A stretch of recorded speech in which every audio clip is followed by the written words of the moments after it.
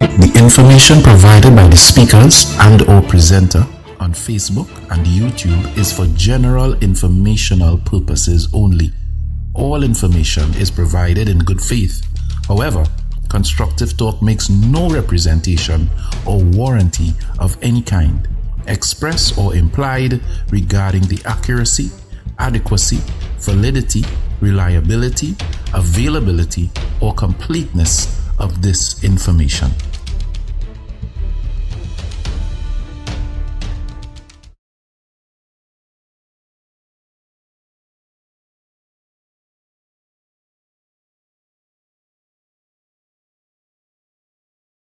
The information provided by the speakers and/or presenter on Facebook and YouTube is for general informational purposes only. All information is provided in good faith.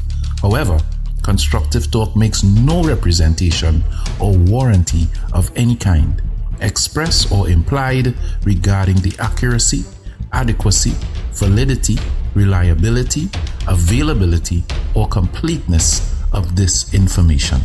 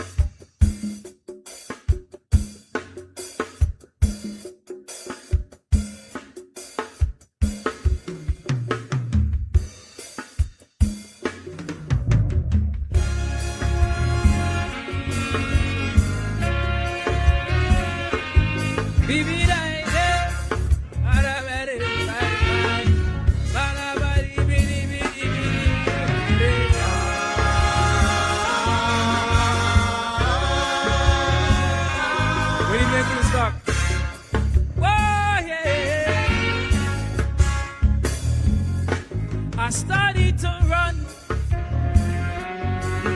when I scope out my country. I walk by a gun, cause that is what they promise we. A lot's going on in the sun, so I come here to bring wisdom, so we don't burn down. We lovely society. A new government has the assignment to put we country into alignment. But every time they read us with their ego, it's the vulnerable who feeling that below. Lord, is it ignorance or is it arrogance? I don't know what to call it in this instance. Look at paradise right in front we eyes, but we still want to talk about who we despise. Tell me where else can we go? If we start to mash up the good things we know. Tell me where else can we go? If we treat we traditions like a Barbie show, you could fix everything on we island. Put gunships on we back like a tyrant. You could put 10 radars all up Scarborough. But don't forget, this is Trinidad.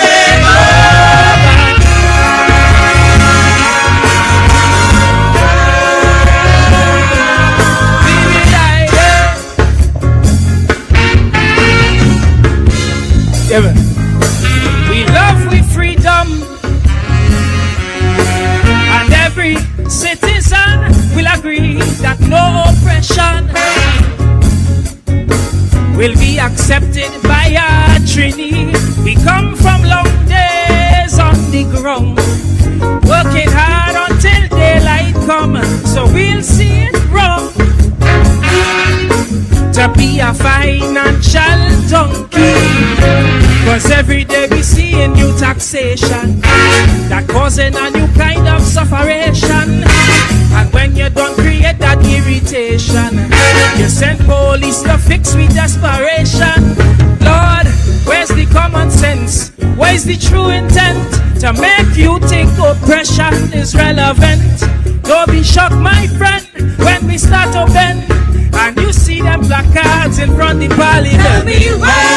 tell me where else can we go? If we little children are not free to grow, Tell me where else can we go? if they try to ban the words in the calypso, La da da do da da hon don die, amba hon don die.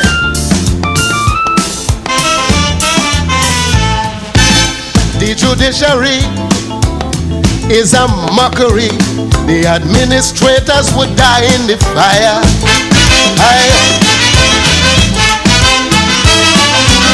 You don't know who to trust. The nobleman unjust. The barrister is a professional liar. Yeah.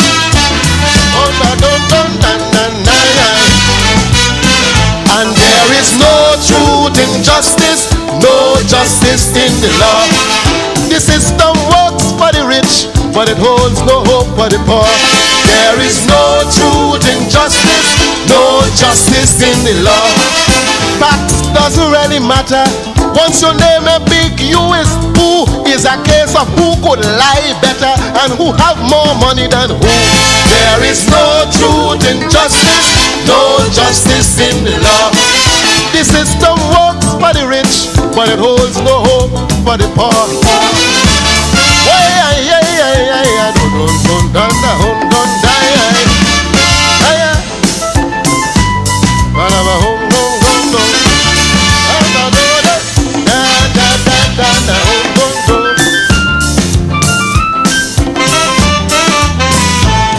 When you commit your murder, check the human rights lawyer. Whether you're guilty or not is not important to him. No. 150 grand, walk with cash in hand, and they're gonna set you free on a technicality. Once you have money, oh gee, why? You know why? Because there is no truth in justice, no justice in the law. The system works for the rich, but it holds no hope for the poor. There is no truth in justice, no justice in the law. Some policemen already frustrated because there were some guilty people. They want to have them arrested, but the law is an obstacle. Lord, there is no truth in justice, no justice in the law. The system works for the rich, but it holds no hope for the poor. The poor, way and there now, but don't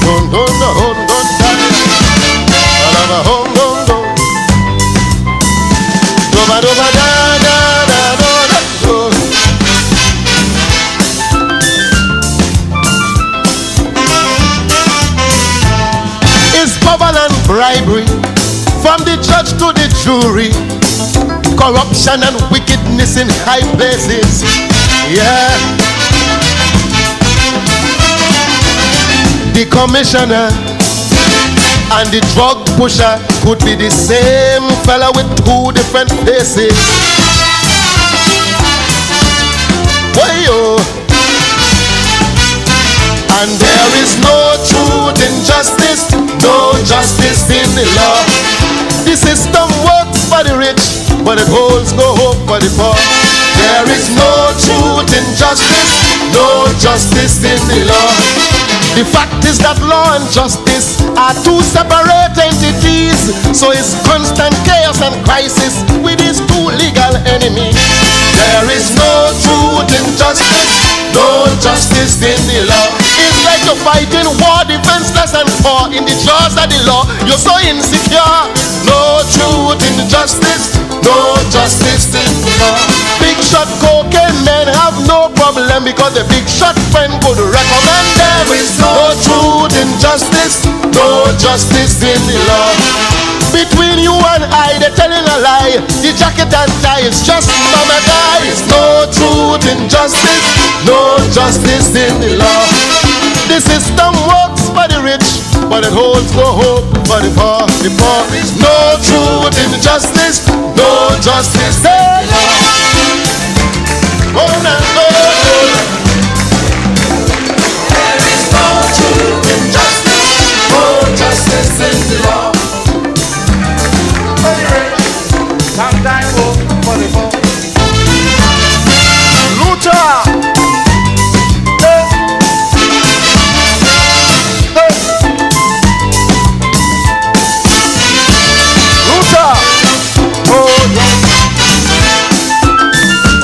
Thank you very much. All you mothers so and so, shut your effing mouth also. That's the language that police use when they hold a man. Eh? You can't lie like them. No, you can't thief like them. Some of them involved in the biggest crimes in the land. Oh Lord. Hey yo. And there is no truth in justice, no justice in the law. The system works for the rich, but it holds no hope for the poor. There is no truth in justice, no justice in the law. In homes with whom they say is advantage, the way the police enforce the law, but they should know that is police language. What the hell they using it for? There is no truth in justice, no justice in the law. The system works for the rich, but it holds no hope for the poor. No, no justice.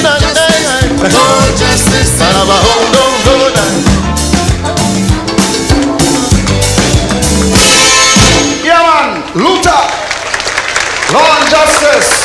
Yes, I like that song.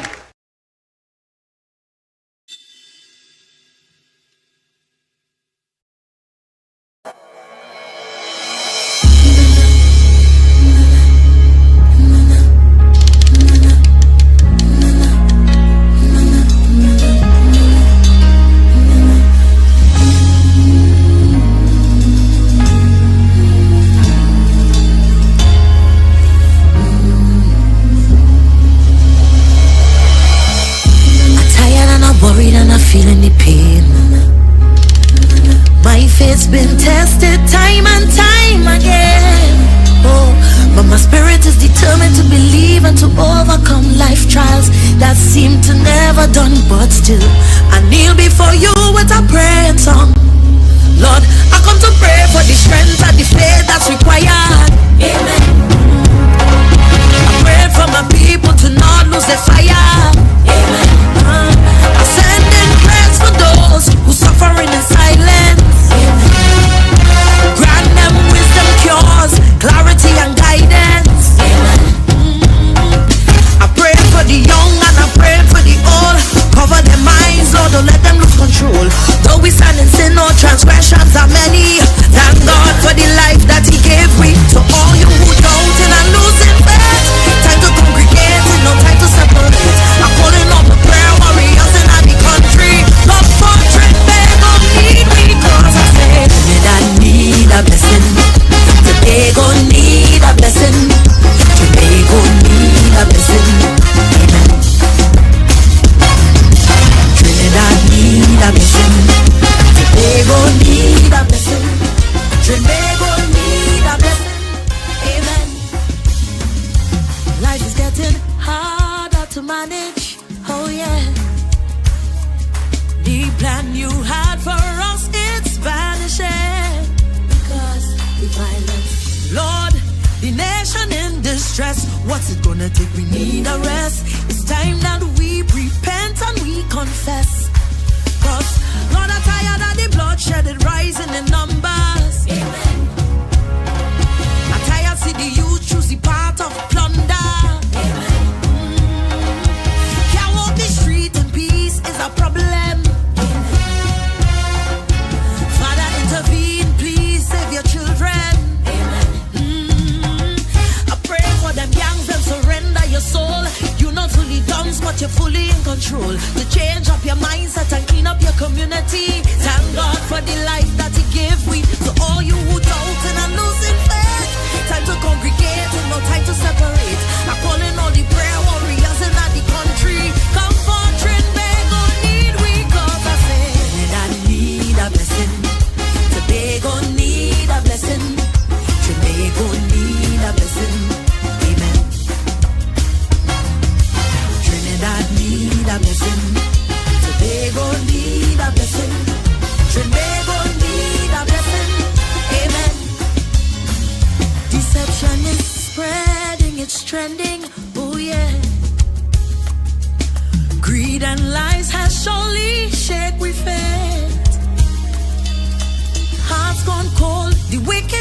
fighting well, doubt in a place where hope should dwell. We all have to answer to you, so knees go bend. In the end, Lord, I pray for the leaders to lead with integrity. Amen. So my people could thrive and provide for the family. Amen. I really fed up on the racism, hate the division. We all have history here, don't matter your religion. I'm praying for all and false prophets, stop mislead your flock. Lord, open the eyes of the sheep that they mock. I pray in your strength and we in solidarity. Thank God for the life that He gave me. So all you who doubting and losing faith, time to congregate and no time to separate. I'm calling all the prayer warriors in the country. Come forth, Trinidad need we, cause I say Trinidad need a blessing. Tobago need a blessing. Tobago need a blessing. Amen. Trinidad need a blessing. Tobago need a blessing. Tobago need a blessing. Amen. With you we walking through the fire. Amen. To make it we must stand together. Amen. To build safer communities. Amen. Enjoy the life that you give we. You are a feeling to behold. Amen. Guide us straying souls. Amen. Who God bless, no man curse. Speak it in the universe. I say, Lord bless protection around way. Amen. So the devil can't touch we. Amen. Remove evil mind and jealousy. Amen. Keep we away from that jumpy. Oh Lord, Lord, I feel a joy in my soul. Amen. Cause you always in control. Amen. The only way that I know. Amen. Make a joyful noise and sing with me. Trinidad need a blessing. Tobago need a blessing. Tobago need a blessing. Amen. Trinidad need a blessing. Tobago need a blessing. Tobago need a blessing. Amen. Tobago need a blessing. Amen. Tobago need a blessing. Amen. Amen.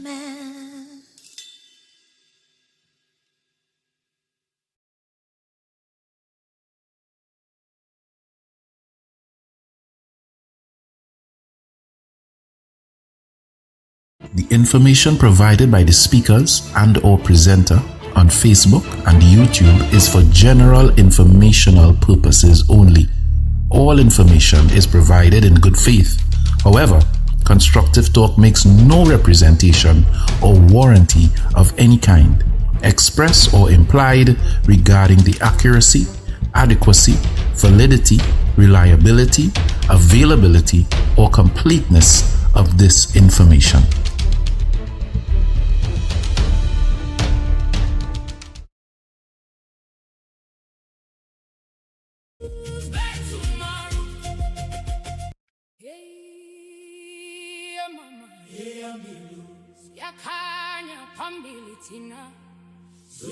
Yak and Friends proudly presents Uhuru 8. Join us on Saturday, July 25th from 4 p.m. to 8 p.m. at the City Hall Auditorium, Harris Promenade in San Fernando. This year's celebration is held in honor of Mr. Anthony Kamiziong as we continue strengthening our African ties through culture, unity, and heritage. Experience an unforgettable evening of African dance, powerful drumming, cultural expression, and great food. Early bird tickets are $350 admits 2 and $200 admits 1.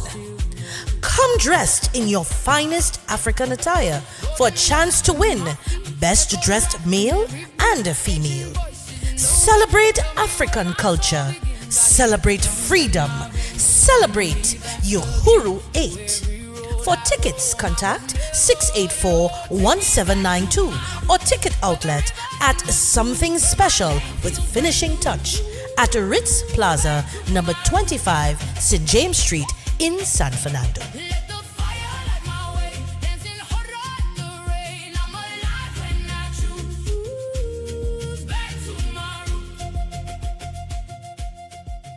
greatly appreciated. Show your love, show your generosity by contacting 464-703 and we will organize collection of your donations. Thank you from the Constructive Talk team. And remember to be kind, be generous, and be loved. Coming soon to Constructive Talk Network, Critical Thinkers. It's a youth show with a youth perspective on current affairs and issues in Trinidad and Tobago. Critical Thinkers, youth perspective on Constructive Talk.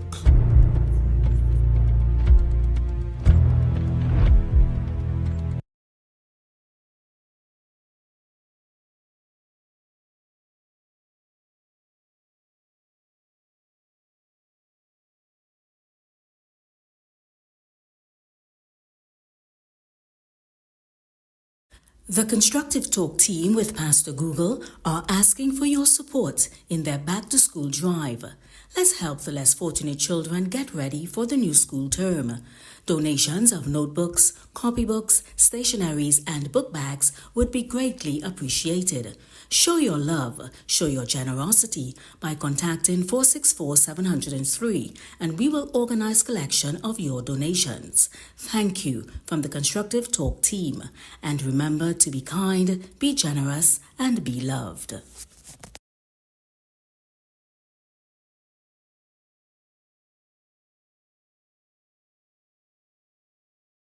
Pig into a well, and within a short time 70 to 80 rats jumped into the well to eat it.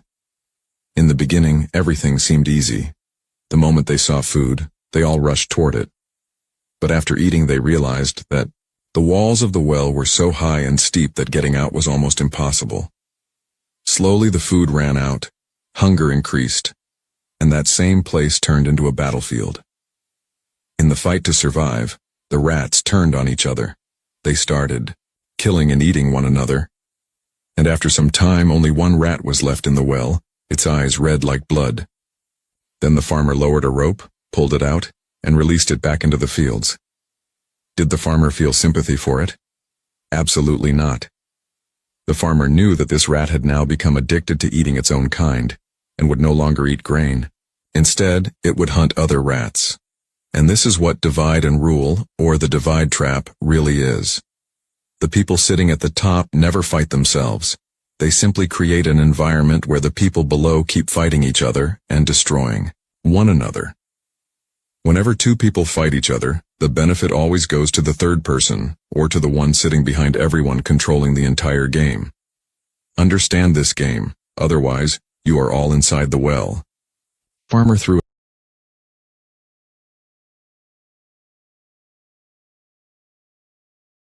The Constructive Talk team with Pastor Google are asking for your support in their back-to-school drive. Let's help the less fortunate children get ready for the new school term. Donations of notebooks, copybooks, stationeries, and book bags would be greatly appreciated. Show your love, show your generosity by contacting 464-703 and we will organize collection of your donations. Thank you from the Constructive Talk team. And remember to be kind, be generous, and be loved. We are here at the Gulf Coast on the southern edge of Cedrus, where there has recently been a disturbance what has caused what appears to be the seabed rising. Now, the Seismic Research Center is on site to conduct an investigation to confirm any findings and find any possible causes for this disturbance. Can you tell us anything about what may have caused the disruption, I would say? So we're running with a hypothesis that the landslide was triggered by the Venezuelan earthquakes.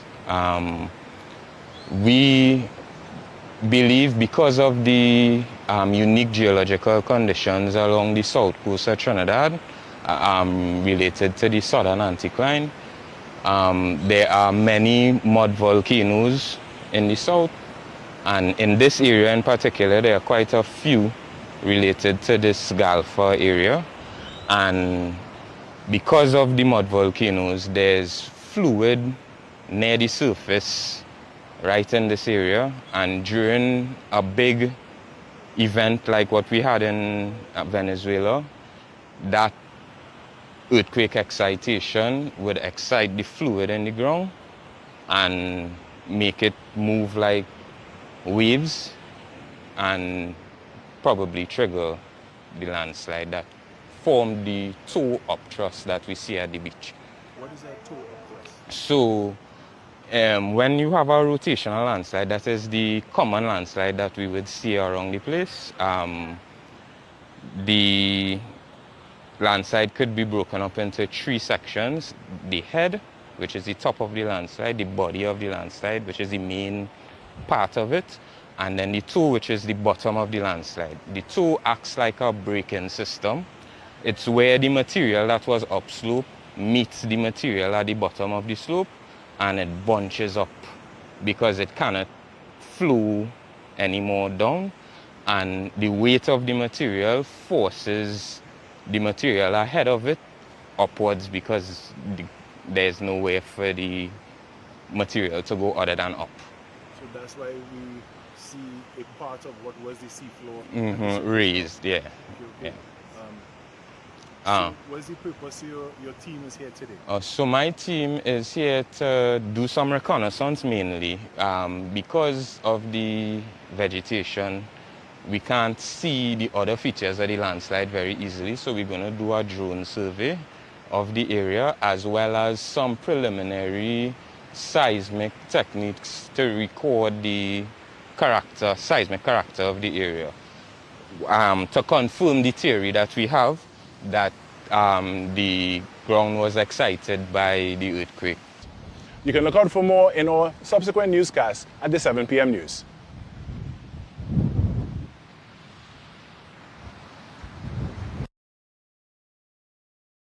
Hey, y'all, come look at this. In respect of the observance of the law, all persons in Trinidad and Tobago, every single person in Trinidad and Tobago, whether you happen to be a funder of the People's National Movement, whether you happen to be a member of the 1%, if you break the law, if you cross that line that would excite the member for Tunapuna, I want to be very careful. The member for Tunapuna, whose job it is to write PDOs. It's not a political thing. It's not a political thing. I don't know why people think it. And I am somewhat embarrassed by that. Why a person would think such a thing? Well, then you know what? Whether you are a black man from the Beta or whether you happen to live in Bayshore and are stealing government land and property, I don't know. Whether, I'm just saying whether. I'm just saying whether you happen to be doing that, whether you happen to have called the office of the Attorney General essentially at midnight on the 28th, when the results of the elections were coming in, to say, listen, get that lease fixed up for me now.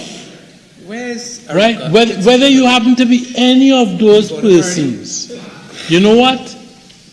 The member for Tunapuna, I am sure, sorry, I can't call you anything else.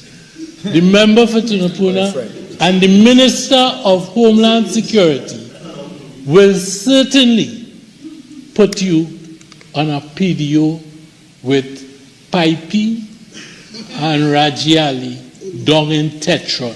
What? Let me see that again. You know what?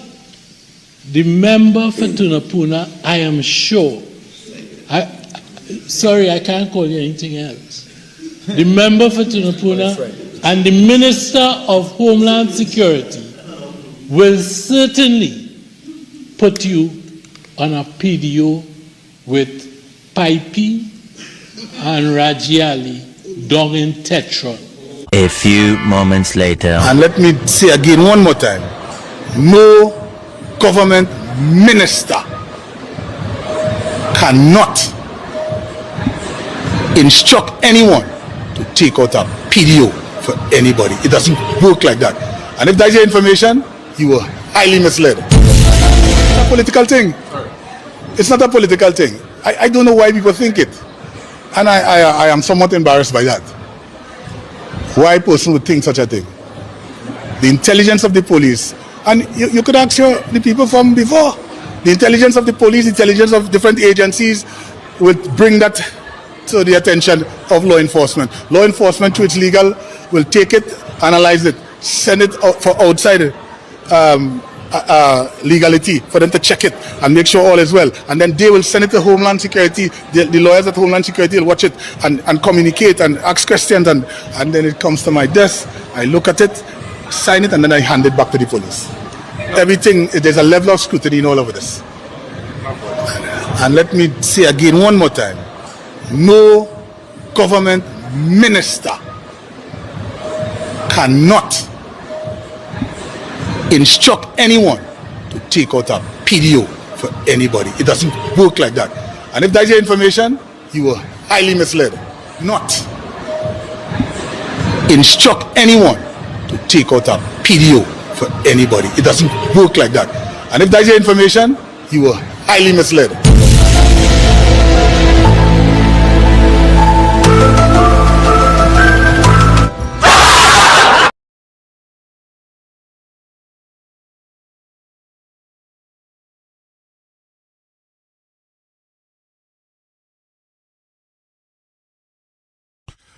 Good evening, Trinidad and Tobago. Good evening to those of you locked on to Constructive Talk. It's a pleasure and an honor to be in your company this evening.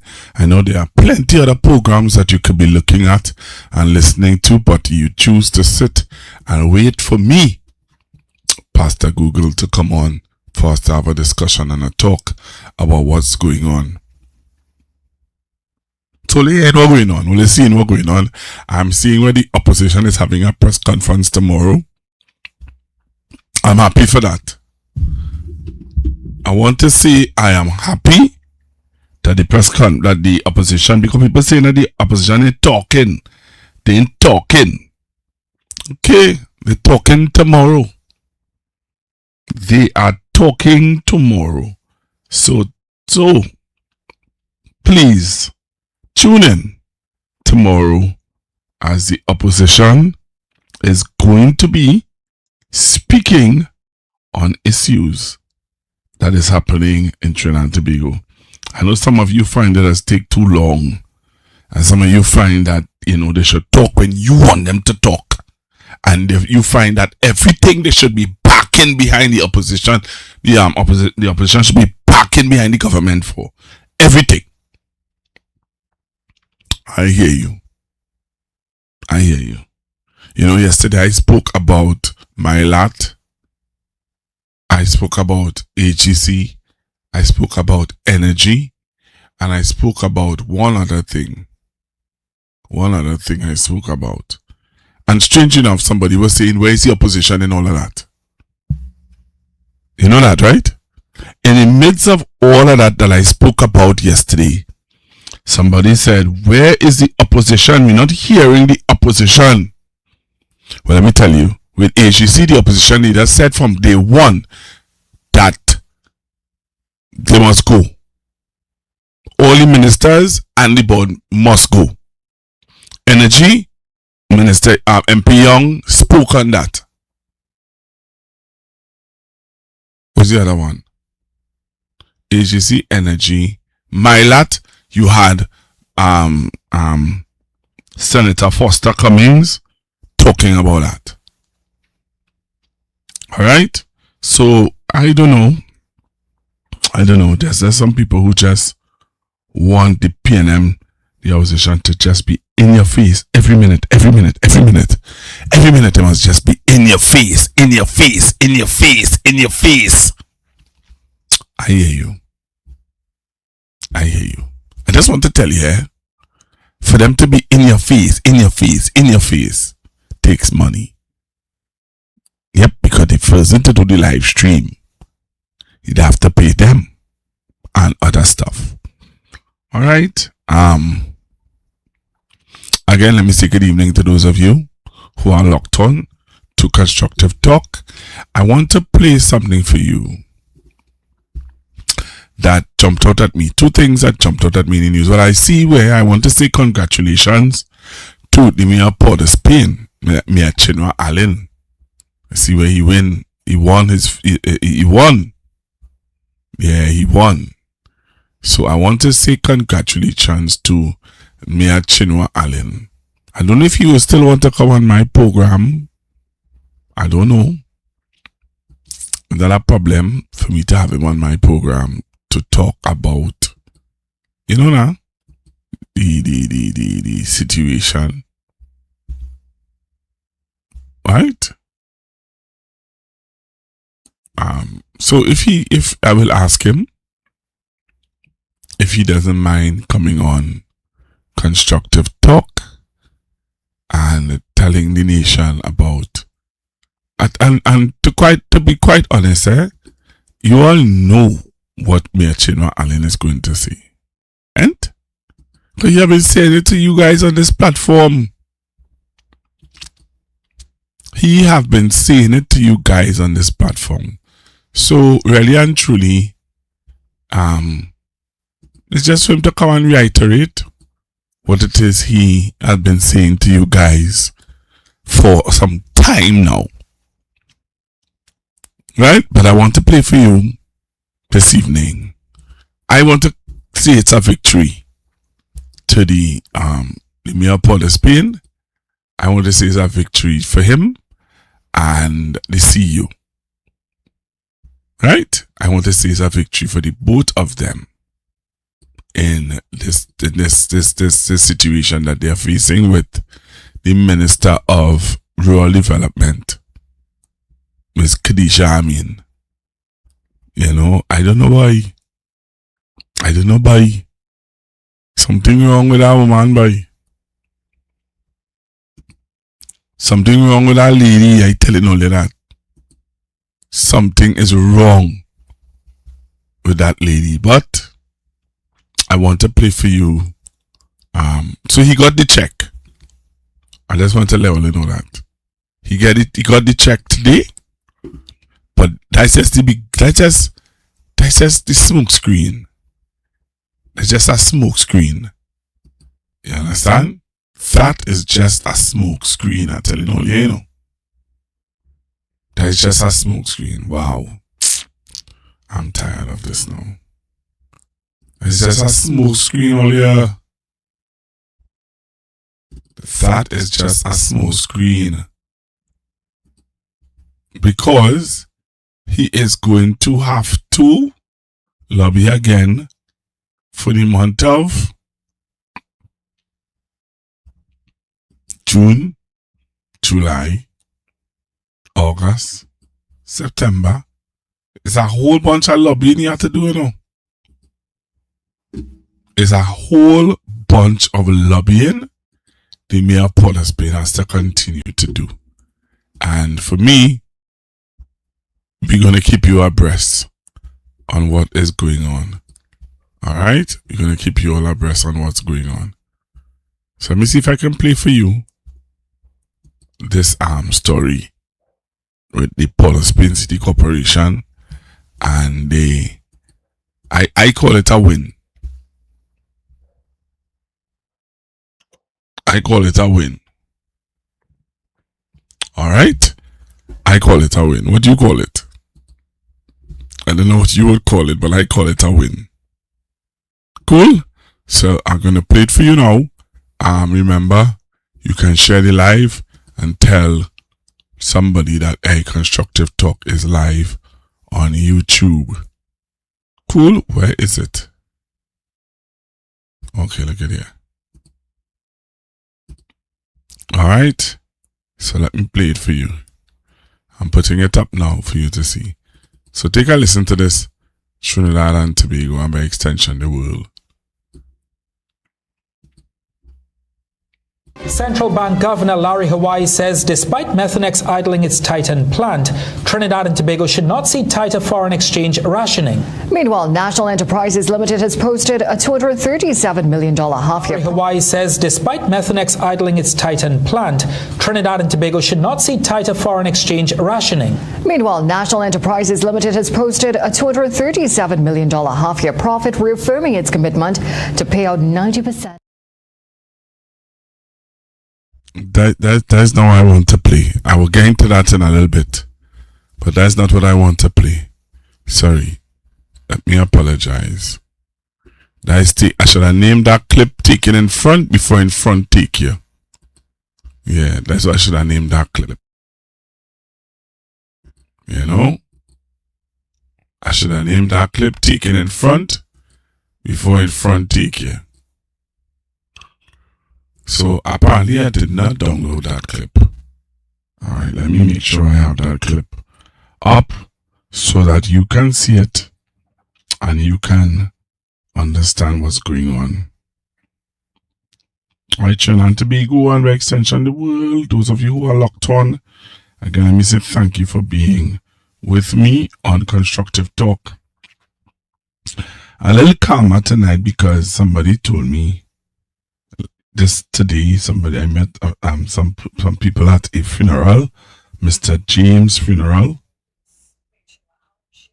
right? And they said to me, Pastor Google, we knew I was upset last night. You know, take it easy, take it easy, take it easy. So I am taking it easy, all right? I'm taking it easy this evening. But the rules still remain, eh? If you don't call in when the lines are open, you know, it's an early night for me. Yep, I'll take an early exit. So you have to call in to ensure that Constructive Talk, you know what I mean? Have conversation this evening. Alright? You have to call in to ensure that Constructive Talk have a platform of conversation this evening. I have a clip I want to play for you guys, and I hope that you guys do take in this clip. So let's go with this. Alright, so take a listen to this. The Port of Spain City Corporation has received just over $2 million to pay June salaries for monthly paid employees. Mayor Chinua Allen shared an image of the check on social media saying, quote, good sense and truth has finally prevailed, end quote. He confirmed the city treasurer's department is now processing payments. The mayor thanked workers for their patience but warned there is still no confirmed allocation for salaries in July, August or September. Meanwhile, PSA President Felicia Thomas said the union was informed the check had been collected following its engagement with officials over the delay. Operations at Plipdeco are expected to return to normal following the resolution of a labor dispute over workers' profit-sharing payments. But members of the haulage industry say the disruption has already caused major operational challenges and increased costs. The dispute, according to the Seamen and Waterfront Workers' Trade Union, stemmed from changes made to the calculation of workers' profit-sharing payments without consultation with the recognized majority union. When there is mutual respect for the parties involved in any dispute. So, to the truckers or anybody who was affected, I do say it was something that was unavoidable, but it was not deliberate on the part of the workers at Point Lisa. They stood up for their rights, which is their rights and constitutional right and democratic right. Well, President of the Association of TNT Hauliers, Reza Ali, said the industry had been struggling with severe delays for several days and had received little official information from Plipdeco. Ali said the association began receiving reports of problems last week, with trucks facing long queues to enter the port and extended waiting times once inside. It's unfortunate, though, that we have gotten no correspondences or engagement from Plipdeco. We have been trying to communicate, but we have gotten no formal engagement from Plipdeco.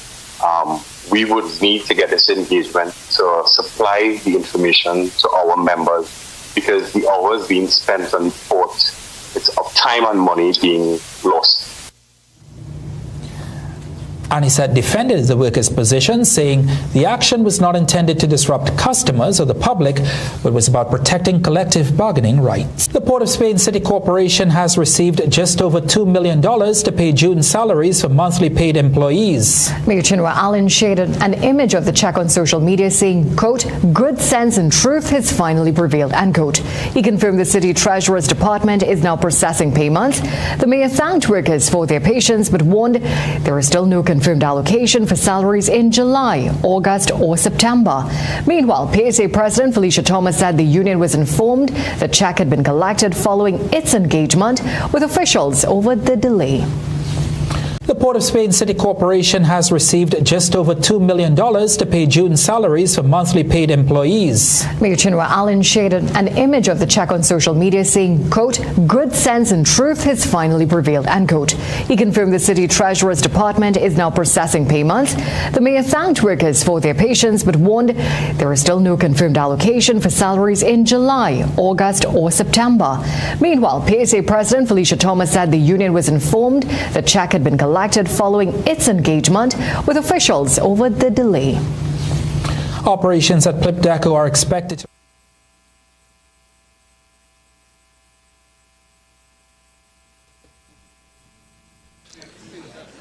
So as we get ready for our next performer,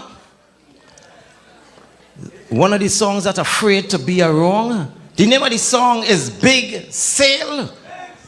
The name of the singer, Queen Victoria.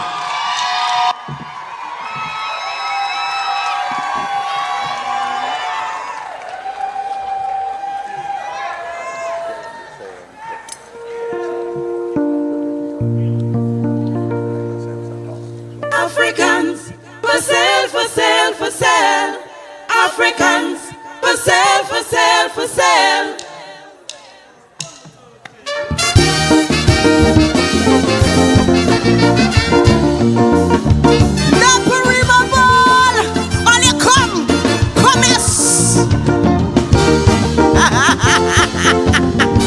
All you good, yes?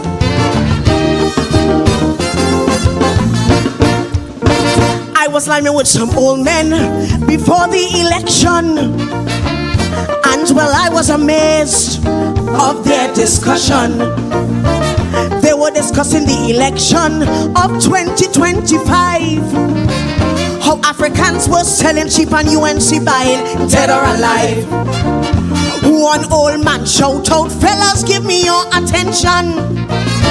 UNC can't win by themselves, no election." You see, they're sitting and they're planning to make a decision. So she called out Shilaga, who the old FIFA wanted man. She said, "Call the trade union, let we start negotiations. And we could call out a big sale and we go buy out some Africans. Africans for sale, for sale, for sale. We buying Africans. Sing the thing. Africans for sale, for sale, for sale. We buying Africans." She don't have all she chance and she the honor rhymes. Now what she need is some slave names, man, some big strong Africans. Africans for sale, for sale, for sale. We call it good or bad. Africans for sale, for sale, for sale. Tobago and Trinidad. Oh, somebody pinch me. Hey, UNC sitting and they're waiting patiently. With about 16 safe seats, they don't win that already. The woman said, "I have my people and they are born UNCs. Now all I need is some Africans who got their names out of slavery." She said that she hear they're really selling cheap, and she could buy them very cheap, 500 and a jersey. A lot of people will cry when she's finished with CPET, because Cause she is not holding back them P&M have nothing to get. She said this party be for country, all you never forget. She will care for her people and she have no blasting regret. Africans for sale, we buying Africans. She buying Africans for sale. Listen, we buying Africans. She said we like crab in a barrel, we pulling each other down. But I want their votes, so I jam them the winning song. That's all they know it. Africans when UNC wins, everybody wins. Africans for sale, Tobago and Trinidad.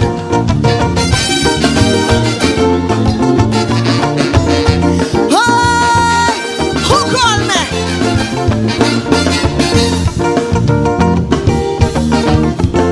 I want this verse slow, right?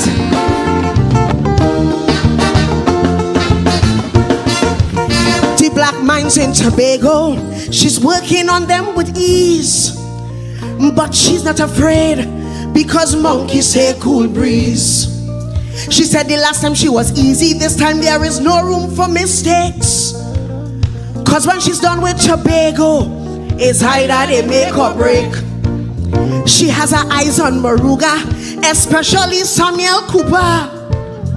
They got a lot of P&M houses, but none of them can remember. She's buying some in 6 company because they're nice, they're bad and they're trim. Their ancestors came from Africa and all of them is Americans. She passed through 5 company and she bunks up Madingo. Well, boy, she makes she name cause she gets Africans. Defense Minister Wayne Stage tonight confirms that the military-led academic training program has been temporarily suspended. This after serious concerns were raised today that the social intervention initiative is to be scrapped. Well, moments ago, Stage told CNC3 News that while the program has not been shut down, it is temporarily suspended for financial reasons. Stage said his ministry is in ongoing discussions with the Defense Force Reserves and the Ministry of Education to restructure the program as it is no longer economically viable. CNC3 News was informed earlier that teachers attached to the MyLAT program were verbally told that yesterday their 3-month contracts will not be renewed. Furthermore, a former technical advisor said he was informed that more than 100 Level 1 trainees who are preparing to sit their CSEC exams have been sent home. The advisor raised concerns that many of the young men will be forced back into the environment and circumstances that led them to seek refuge in MyLAT in the first place. Meanwhile, Foster Cummings, who once oversaw the program, is pleading with the government to not shut it down, as he said it was a long-term solution to the root causes of crime. We know that particularly in some of these urban areas, a lot of the young men who fall in the category of NEET, they're not employed, they're not in any formal education or training program, left idle in communities, become easy targets for recruitment by gangs and people involved in criminal activity. And therefore programs such as MyLAT is to assist them to take them out of that situation as a residential program, train them and equip them so that they can enter the place of work. But Minister Surge said it is his hope to restructure the program in the shortest possible time to facilitate the remaining Form 4 cohort. The minister said the narrative that the closure will lead to an increase in crime is a trademark P&M scare tactic. Stage said the program has been in place for some time now and the murder rate has not decreased. The thing is, we have inherited the mass and morass of what you've done for the last 10 years. So we are seeking to fix it. And fixing it is not doing the same old thing that you all were doing. Right? Fixing it is not continuing with a Ministry of Youth Development that you talk so much about, but what you didn't talk about is the fact that it was an abject failure. Who did it benefit? Who did it benefit?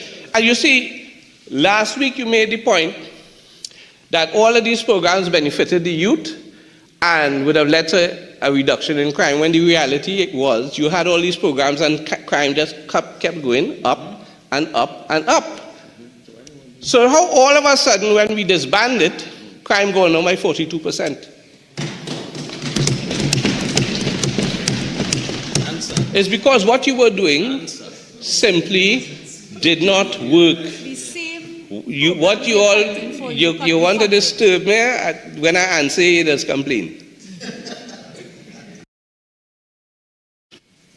I'm moving to the third issue, Mr. Speaker, which is the importance of linking a spent record or an expunged record with training opportunities. Mr. Speaker, youth crime has been a reality in Trinidad and Tobago for some time, as it is around the world, but we have a specific problem in Trinidad and Tobago. As late as 2023, the then Commissioner of Police was quoted as saying 50% or even much as 60% of violent crime is committed by young people under the age of 25. Now, the provisions of this bill does not generally contemplate expunging records of serious violent offenders. However, youth are very involved in crime, sadly, in Trinidad and Tobago, and therefore, the ones that will be affected by this bill, many of them will be young people. And they stand to benefit a lot. And that is why we are happy to see this bill come to fruition, as it was in planning by the PNM. However, many of the young people that stand to benefit from this law, when it comes into practice, many of them are not educationally equipped for sustainable employment. We have a number of studies done by the Parliament even years ago that show this, and the situation has not necessarily gotten better. There are a lot of young people that will benefit from this legislation, have their records expunged, but they don't have the skills to be able to find sustainable employment. So they will be technically employable, but practically they will not be. And that is a serious gap that requires the attention of the government if the intent of this bill is to become a reality. And that is why, Mr. Speaker, it is critical that youth training programs be linked to this rehabilitation legislation. And that is why, Mr. Speaker, the absolute shutting down of the youth programs under the UNC is regressive, objectionable, and does a disservice to the youth of Trinidad and Tobago. Mr. Speaker, in the debate that would have happened in this House on the parole bill, the Minister of Justice made heavy weather of the rehabilitation in prison. And he spoke about the fact that the UNC was going to put a lot of emphasis on building out that rehabilitation in the prisons. Mr. Speaker, the PNM was not waiting to rehabilitate people when they were in the prisons, you know. The PNM took preventative action. The PNM introduced an entire Ministry of Youth Development to ensure that before our young people could get involved in anything, they had those abilities to be able to be trained, to have skills, to be involved in positive engagement. We don't want people to get in the prison to rehabilitate them, Minister. We want to ensure that our young people have opportunities even before. And that is where the PNM was heading. And I take strong issue to the fact that in the 1 year, since April 28, member for Barataria San Juan, you're talking about treason. In the 1 year, there has been a total shutdown of these programs, Mr. Speaker. Where are our young people? Where are our young people to get the opportunity for positive engagement, to stop them from getting into the prison, to stop them from getting into skirmishes, to stop them from getting into a position where they will need to have their records expunged? And therefore, if you're not doing that, if you are not allowing our young people opportunities for development, then you are basically allowing them and leading them into a life of crime, Mr. Speaker. That is reprehensible for a government to do. Reprehensible, and they can say what they want on that side. That is your legacy, and that is your record. Mr. Speaker, our young people need the programs that are offered when we have a working Ministry of Youth. And there is a minister over on that side that has the responsibility for that. And we say, Mr. Speaker, get to work and help our youth to develop so they will not need to be rehabilitated. They will not need to have a record. Catch them before they get there, Mr. Speaker. We don't want you to wait until they get into prison to rehabilitate them. We had programs, and these are the programs that I suggest be reopened so that we are able, Mr. Speaker? I beg your protection. Can the member continue in some silence, please? Thank you.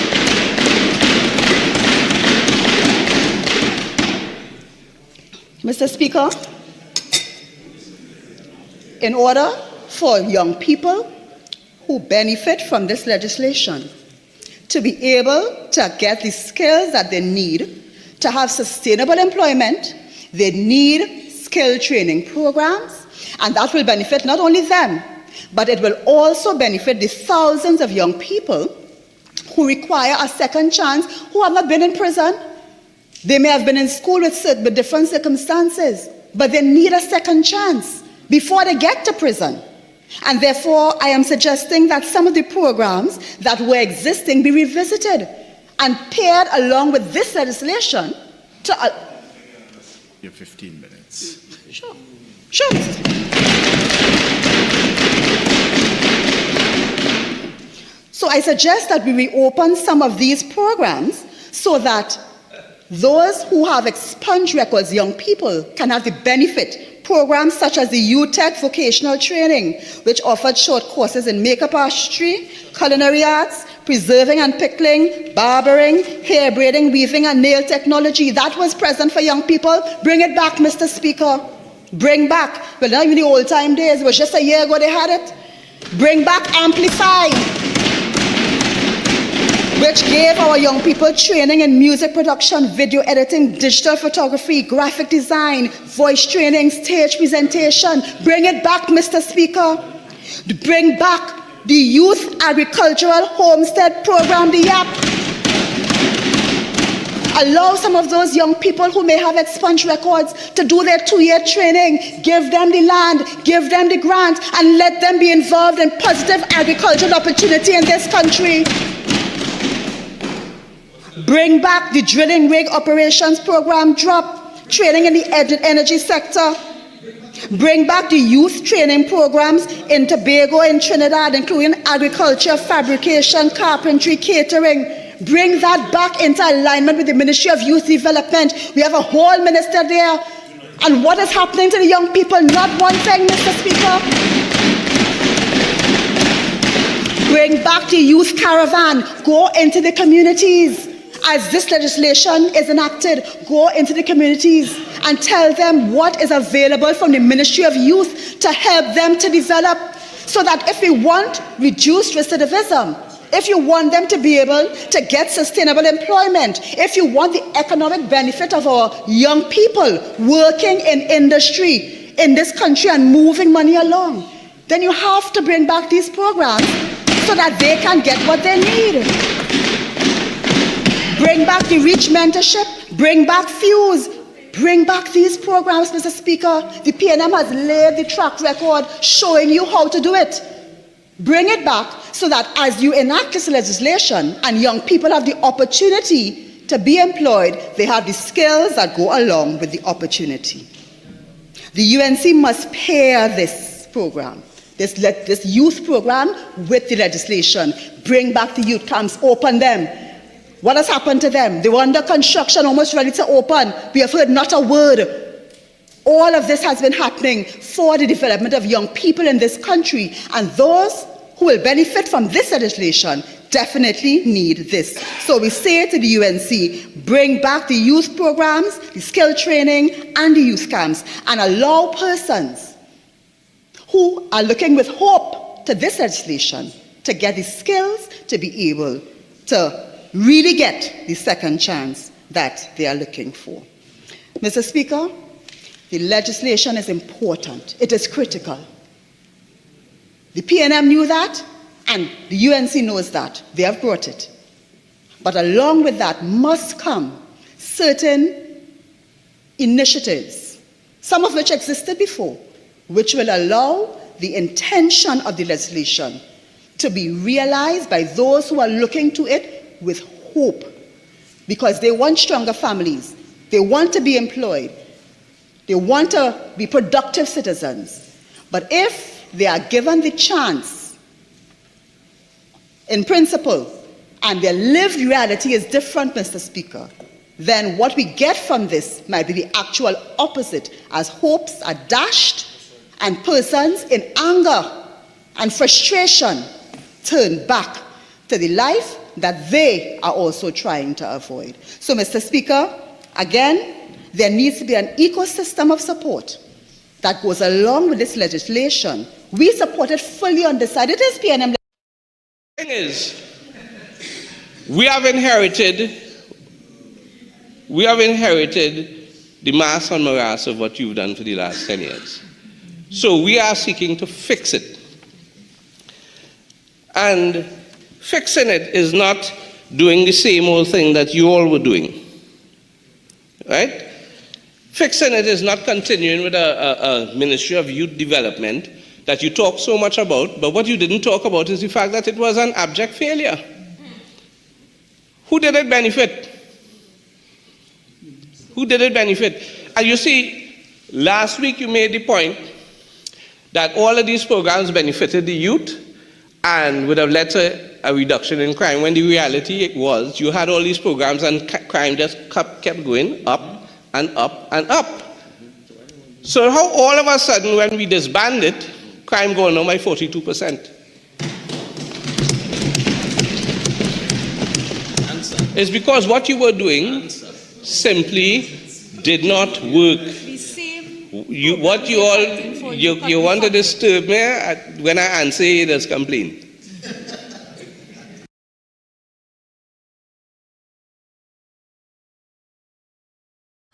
I had to scratch my head, you know. I had to scratch my head, boy. You hearing this man reasoning, boy? This man is saying that we stop the programs and crime has reduced. Crime has reduced because of a state of emergency, brother. Ain't they saying that? Ain't they saying that? Oh, all of a sudden now crime reduced because all they stop the youth programs? Trinidad and Tobago only understanding that. So today I traveling in a taxi, talking to a gentleman. Gentleman driving a taxi, getting me involved in a discussion with him on politics. And how we need new politicians. We need a new party. He fed up a PNM and UNC. And UNC is for the self, and PNM do nothing for poor people or do nothing for nobody. That is the gentleman conversation with me. Look who. Me of all people. Me of all persons. He choose to have a discussion about these things with. Really. When I start him, I said, first to begin, he started to give me a story about his son. Went to school, secondary school, came out with no passes. Right? He said his son went to school. He told his son, he said they're working on. I said you just school for 5 years, for all the years of your life, and you have no passes, so hear what? You have to organize yourself. He told him he has to organize his business. Okay. The young man decided that he was going to enroll himself into MyLat. Look where he telling me his son enroll himself into MyLat. I said to him, I said, are you aware that MyLat is being closed? He said, what? I said, yeah, MyLat going to be closed. The government said that they want to restructure it, or they want to restructure, just like how they said that they were going to restructure they were going to restructure CPEP. You know, they gave us that to hold that they're going to restructure CPEP. So they're saying the same thing that they're going to restructure MyLat. He said, nah, man. I said, just bear in mind and remember that you were the one that just said to me that no government do nothing for you. That's what he said to me. He said that no government has done anything for him personally. I said, really? He said, yes, I could boast and say that no government did anything for me personally. I said, but you just tell me your son went Milat. There's a government program that he benefited personally by coming out with his subjects. He said, yeah, I'm a son, but me. I said, this vehicle that you're driving. As he said, yes, this is my vehicle. Nobody helped me with this vehicle. I said, what does it use? He said, CNG. I said, who developed the gas industry in Trinidad and Tobago? PNM. I said, and the LNG that you're using, how much you just pay? $15 to fill the tank. I said, how much that? How? He said, give me a 2 trip. I said, did you pay for that tank to put that tank in the back of your vehicle? He said, no. I said, so you benefited then? Personally too? I said, I didn't benefit that. You benefited from it and I had to pay you for benefiting from it. He said, way by. I said, way by what? He said, way by. PNM better pay you to market for them. I said, really? He said, yeah, boy. He said, because I didn't think about it so. I said, oh. I said, the reality of it is that you benefited personally from Mr. Patrick Manning diversing our economy from an oil economy to a gas economy. Built the Atlantic LNG plant, and then on top of that, put in your car a CNG kit for you to work taxi, and then you say you ain't benefit nothing personally. Really, Trinidad and Tobago? Really? And that's what I'm talking about. That's what I'm talking about. We are now in a place in this country where our young people future, our young people who would need proper guidance, their programs are now in limbo. It's now being questioned.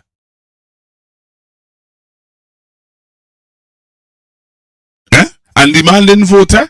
We put that in the bigs one time. The gentleman did not vote. He did not vote. So take that, put that in all your pipe and smoke it. Alright? So here now, our young people future is in limbo. You heard what Winston said.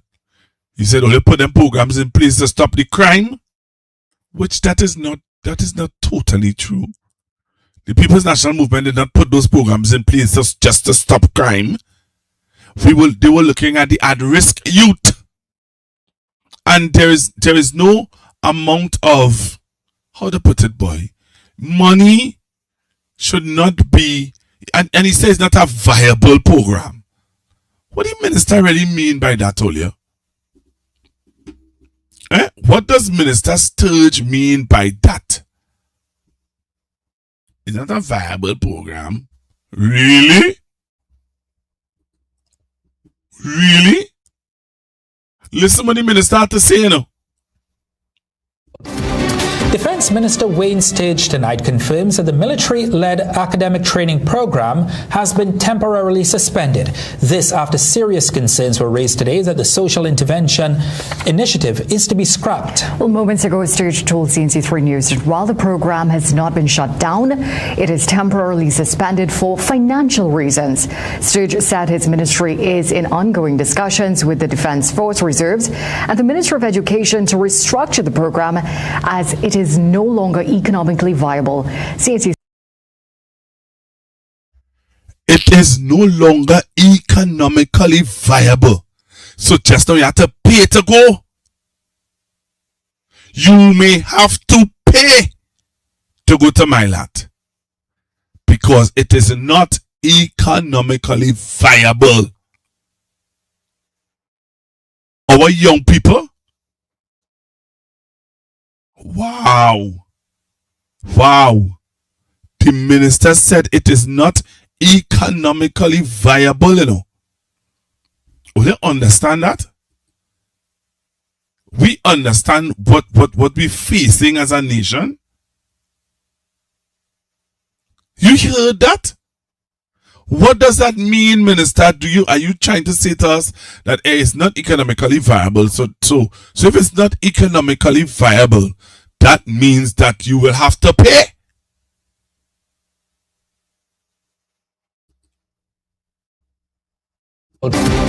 Defense Minister Wayne Stage tonight confirms that the military-led academic training program has been temporarily suspended. This after serious concerns were raised today that the social intervention initiative is to be scrapped. Well, moments ago, Stage told CNC3 News that while the program has not been shut down, it is temporarily suspended for financial reasons. Stage said his ministry is in ongoing discussions with the Defense Force Reserves and the Minister of Education to restructure the program as it is no longer economically viable. CNC3 News was informed earlier that teachers attached to the MILAT program were verbally told that yesterday their 3-month contracts will not be renewed. Furthermore, a former technical advisor said he was informed that more than 100 Level 1 trainees who are preparing to sit their CSEC exams have been sent home. The advisor raised concerns that many of the young men will be forced back into the environment and circumstances that led them to seek refuge in MILAT in the first place. Meanwhile, Foster Cummings, who once oversaw the program, is pleading with the government to not shut it down, as he said it was a long-term solution to the root causes of crime. We know that particularly in some of these urban areas, a lot of the young men who fall in the category of NEET, they're not employed, they're not in any formal education or training program, left idle in communities, become easy targets for recruitment by gangs and people involved in criminal activity. And therefore programs such as MILAT is to assist them to take them out of that situation as a residential program, train them and equip them so that they can enter the place of work. But Minister Surge said it is his hope to restructure the program in the shortest possible time to facilitate the remaining Form 4 cohort. The minister said the narrative that the closure will lead to an increase in crime is a trademark PNM scare tactic. Stage said the program has been in place for some time now and the murder rate has not decreased. Yeah, I take all the calls. 464-7003. 464-7003. I sorry, I know I dealt with it last night, but I want to take your calls because I would have played for you Dr. Nan Gasby Dolly, and I played for you Winston in the Parliament, and now I'm playing for you that they're closing down MILAT again from last night. What say you? 464-7003. What say you? They're restructuring it. Restructuring it to do what? To make it viable. How do you make it viable? Huh? How do they intend to make it viable, Olia? Anybody want to call in and make some suggestions? And how does this government plan to make it viable?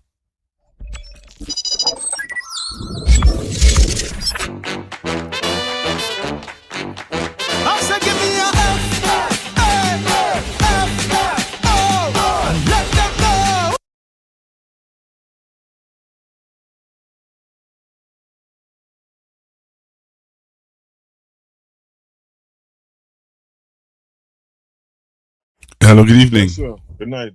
Good evening. I wish somebody would tell the member for Toko, Sani Grandi, that MILAT was never about solving murders. MILAT was about, instead of incarcerating at-risk youth, people who fall through the cracks and putting them into the system via the youth training and rehabilitation center. MILAT was an avenue for people who are learning challenges and study and and be successful in the formal education system. Young men, particularly, my lad, that was the purpose of my lad. They also learned, they taught discipline and so on. Making up your bed, being in an environment and in the military where I had to where you learn drills and so on. Right? Learn to work as a team with people, with other young men. Right? And rounding them out as people, you see, the spiritual component and so on. Because you did the video with the chaplain from the program, where he would have talk about his interaction with participants, who talk about the gun tattoo and how they just feel and so on and things. Right? How the tattoo will be talking to them and things. You put that for us here, Pastor. Yep. So for a man who's an attorney at law and a defense attorney at law at that, to say that murders didn't go on and that crime didn't go on.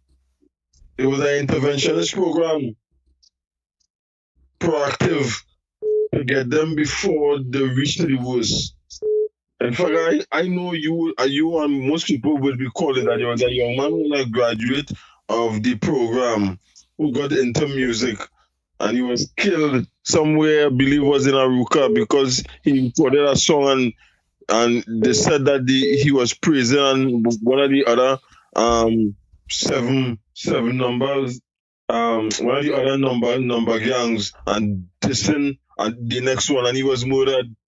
A recent graduate who was looking forward to expand and go into song production and recording and so on.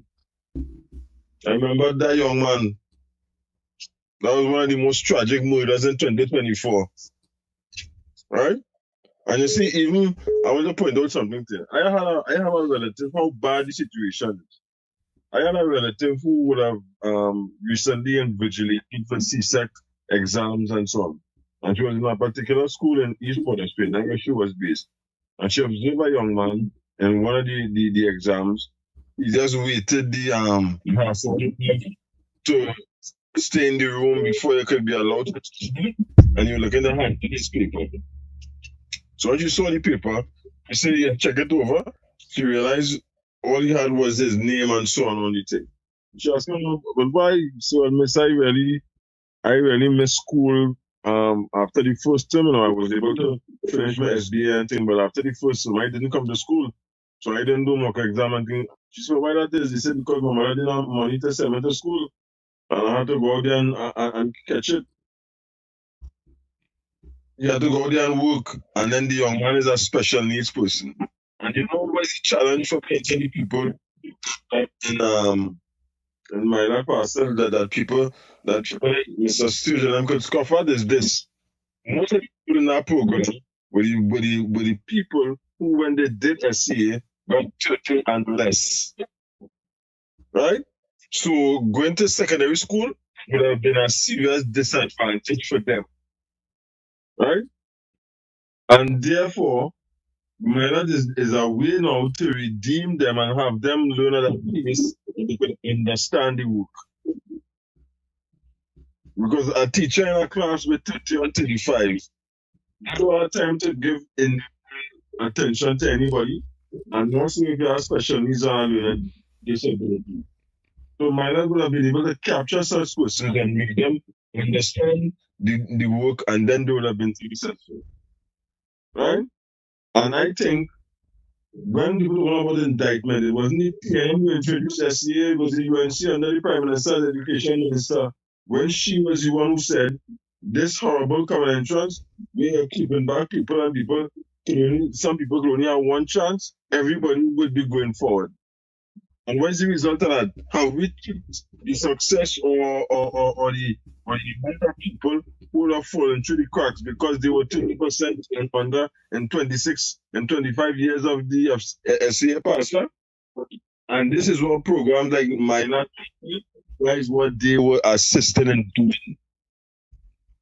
And not just black people, but people of all races who would have been so disadvantaged.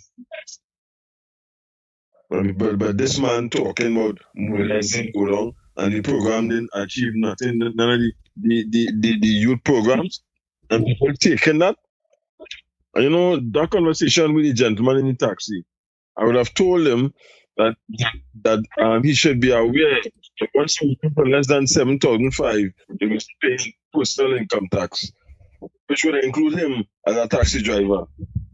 That's that he would have benefited from personally, and other people that he knew. Now, if he's a grown man saying that, you can imagine the level of ignorance out there, Pastor, among young people with our parents such as that, or parents with that thinking. Wow. But we will continue the mission to educate. And The the man told me, he said, let me tell you something now, brother. He said, I never get nothing personally from no government. Yeah, a lot of people say that. And then when I start to explain to him certain things, then he had to push his mouth and say, "Wee boy, I didn't look at it that way." And yeah, you think about it. I think it's $1 for CNG. And you know what? That is still a subsidized price. Yeah. He ain't benefiting. He benefiting. He said to me, I said to him, there's something else I said to him, we were talking about, he said we need a new party, we need new people, we need new blood. And I said to him, he said, so he said to me, this two-party thing ain't working. I said, they give Fally a chance? I said, we're going on with Fally. He said, yeah, boy. I said, yeah. I said, then they want new fresh blood? What? Yeah, you had the Patriotic Front, you have Miss Pandey's party. But that's who you want to vote. But based on what? What's she doing since the election? Based on, for him, is based on that she was in government? That she was never in government before? No, she was in government before with Miss Sessa, but based on newness now. Yeah. Newness as minister, you played last night, lying through the teeth. That is Newness that we want? Newness as minister, we still lying through the teeth. That what we want? Pastor, give me a break. Well, I'm going to play an interesting video for you. Yeah, thanks for the opportunity. You're welcome. I'm going to play an interesting video. And I want Trinidad and Tobago to listen to this video that I'm about to play for you guys. Take a listen to this.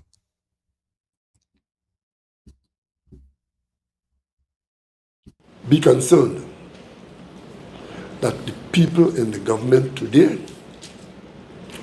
many of them have questions to answer with respect to white-collar crime and criminality of one kind or another. And it is my view that they will use the government to evade their responsibility. And this government, in its prior incarnation, has shown a disposition to use the government and the parliament to protect criminal conduct on the part of its friends. That situation has been recreated. There are a number of issues in the court now where the government is required to diligently persecute people for wrongdoing. It is my view that this government has no commitment to that. One particular one I want to raise is the matter that the PNM government prosecuted in Florida against people who were held accountable for matters with respect to Piarco Airport. This government in the prior incarnation refused to prosecute the matter. The matter lied dormant for the 5 years that the UNC was there under the current Prime Minister. We prosecuted it to completion. We won the case. There's a victory, a benefit for us to be had of substantial amounts of money. I think the figure is 100 and something million US dollars. It is being fought by Trinidadians in and around Trinidad and the United States. This country and you, the media, have a duty to ensure that the individuals who are going to be sworn into government do not undermine, dismiss, or delay the recovery of those monies. Because people involved in those matters were upfront in funding this government and arranging electoral victory for this government with the expectation and the hope that the government will act in their interest and not the public interest. You may recall, when this government was in office, as they went out of office, they told this country that they had settled the CLICO matter and that the CLICO bailout was now history, everything had been done and we had nothing to worry about. When we came into government, we discovered it was not so at all. We faced three things. One, we discovered for the first time how large the bailout was, upwards of $29 billion. We discovered that upwards of $15 billion was still outstanding. And worse, the principal original interest in the CLICO matter were refusing to sign the IOU, stating that they owed taxpayers that money. And they took steps to throw the government off the CLICO board, whereas the original arrangement for a year's bailout, which was renewed on a year-to-year basis, had that the government would be chairing the board and that they signed an IOU which was renewed every year. Under my stewardship, we had to go to court to prevent these people from putting the government off the board and forcing them to sign the IOU, which they probably didn't sign, but the court, we had to put them into receivership. And that is how the government got control of $15 billion of assets, which the government used to create NIF by taking bonds on the assets. Now compare that with what the UNC told us. We have NIF 1 and NIF 2. $15 billion of assets that could easily have slipped.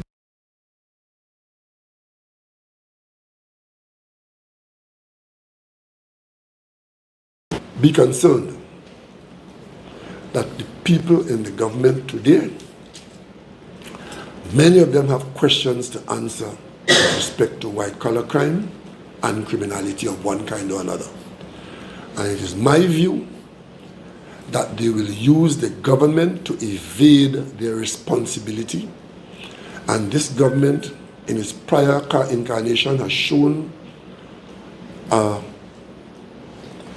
disposition to use the government and the parliament to protect criminal conduct on the part of its friends.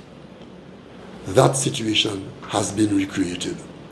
There are a number of issues in the court now where the government is required to diligently persecute people for wrongdoing.